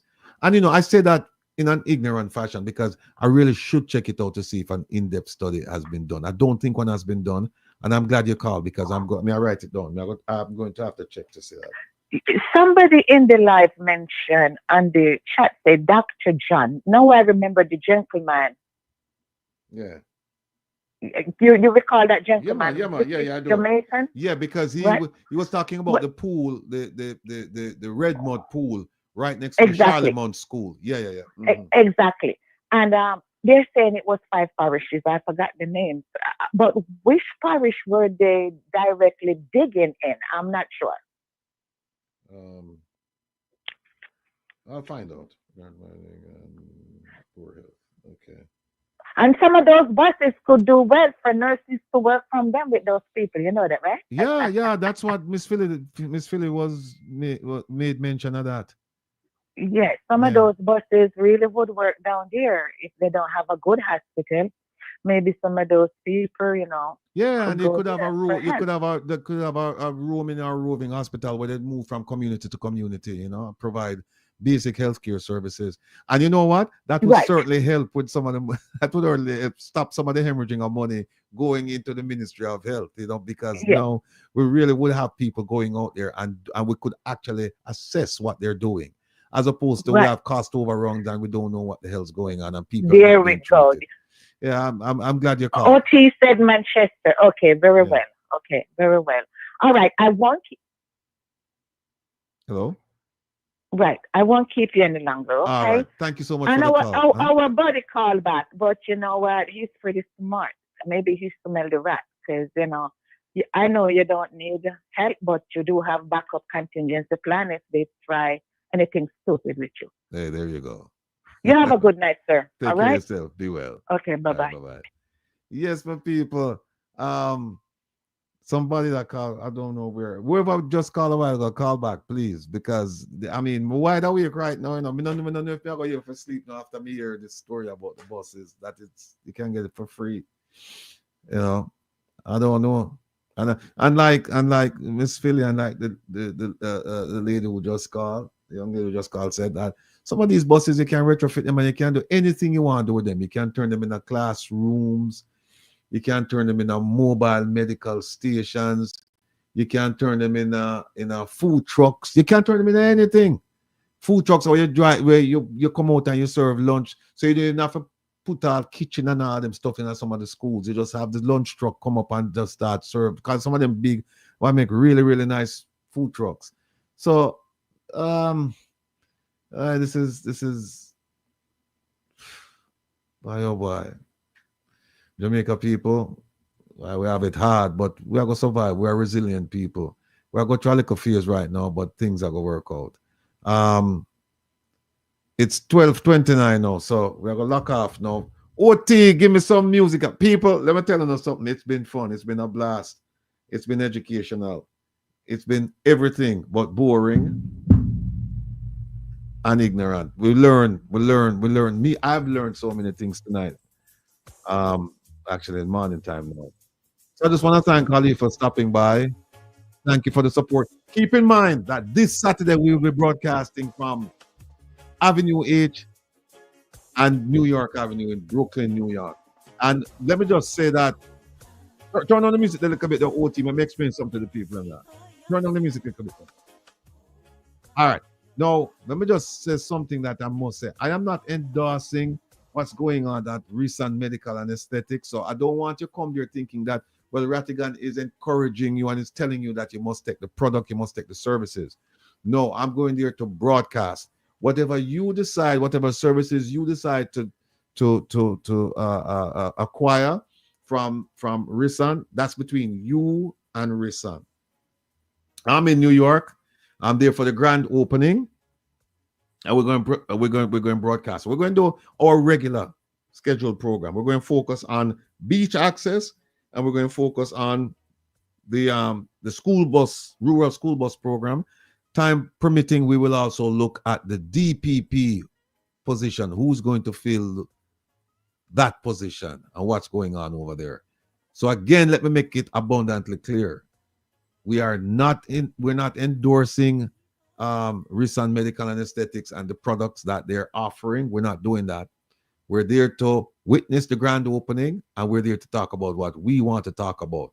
So I'm looking forward to seeing all of you there, right? We want to fill up the place. We want to come in and we're going to have a nice time. Some food I got there and things like that. So I'm looking forward to just meeting all of you, mingling with all of you, because we don't get to chat. It's kind of impersonal, you know, with the camera here and the and distance between us. And even when we did the protest, it's you know, it's outside and a lot of people, and yeah, but no, it's going to be different. Now I can actually take some time away from the camera, and then sit down and just chat to you about life in general. You know, what's going on in your life, and see if there's anything I can do to make your life better. And not just your life in America, but your life back home. You have family and you have friends back home, and they're suffering. And let's see if we can somehow come up with a plan so that we can help the people of Jamaica. So I just wanted to make that. When is that? It's this Saturday. Hyacinth. Oh, there it is. Hyacinth. If you look on the screen, you see it's this Saturday, and it starts at 12 noon. And it's also a chance for us to network and establish some friendships, because a lot of you talk to each other on the in the chat, but you don't know each other. You've never met each other, so you know you can actually put a name to a face. So it's a chance for us to meet and greet. And who knows, maybe you find out so a lot of you are related. So, you know, once you start talking, you know where the conversation might go. Yes, Merle, big up yourself, Merle. Mr. Brown, big up yourself. All of the people, Real Black Woman, everybody in the chat, big up on yourself. It's been a blast. No, wake up. Me can't go on my bed now. Me I go up now, and me I go try figure out an ATI. I'll try start up some things with the thing when me have to write to the Auditor General and to the Integrity Commission regarding this bus program here. And believe me, people, we just a start. We just a start. Like I Admiral Bailey said, them think me did done. I come, me just a come. Until we meet this Saturday. Take care of yourself. Bless up.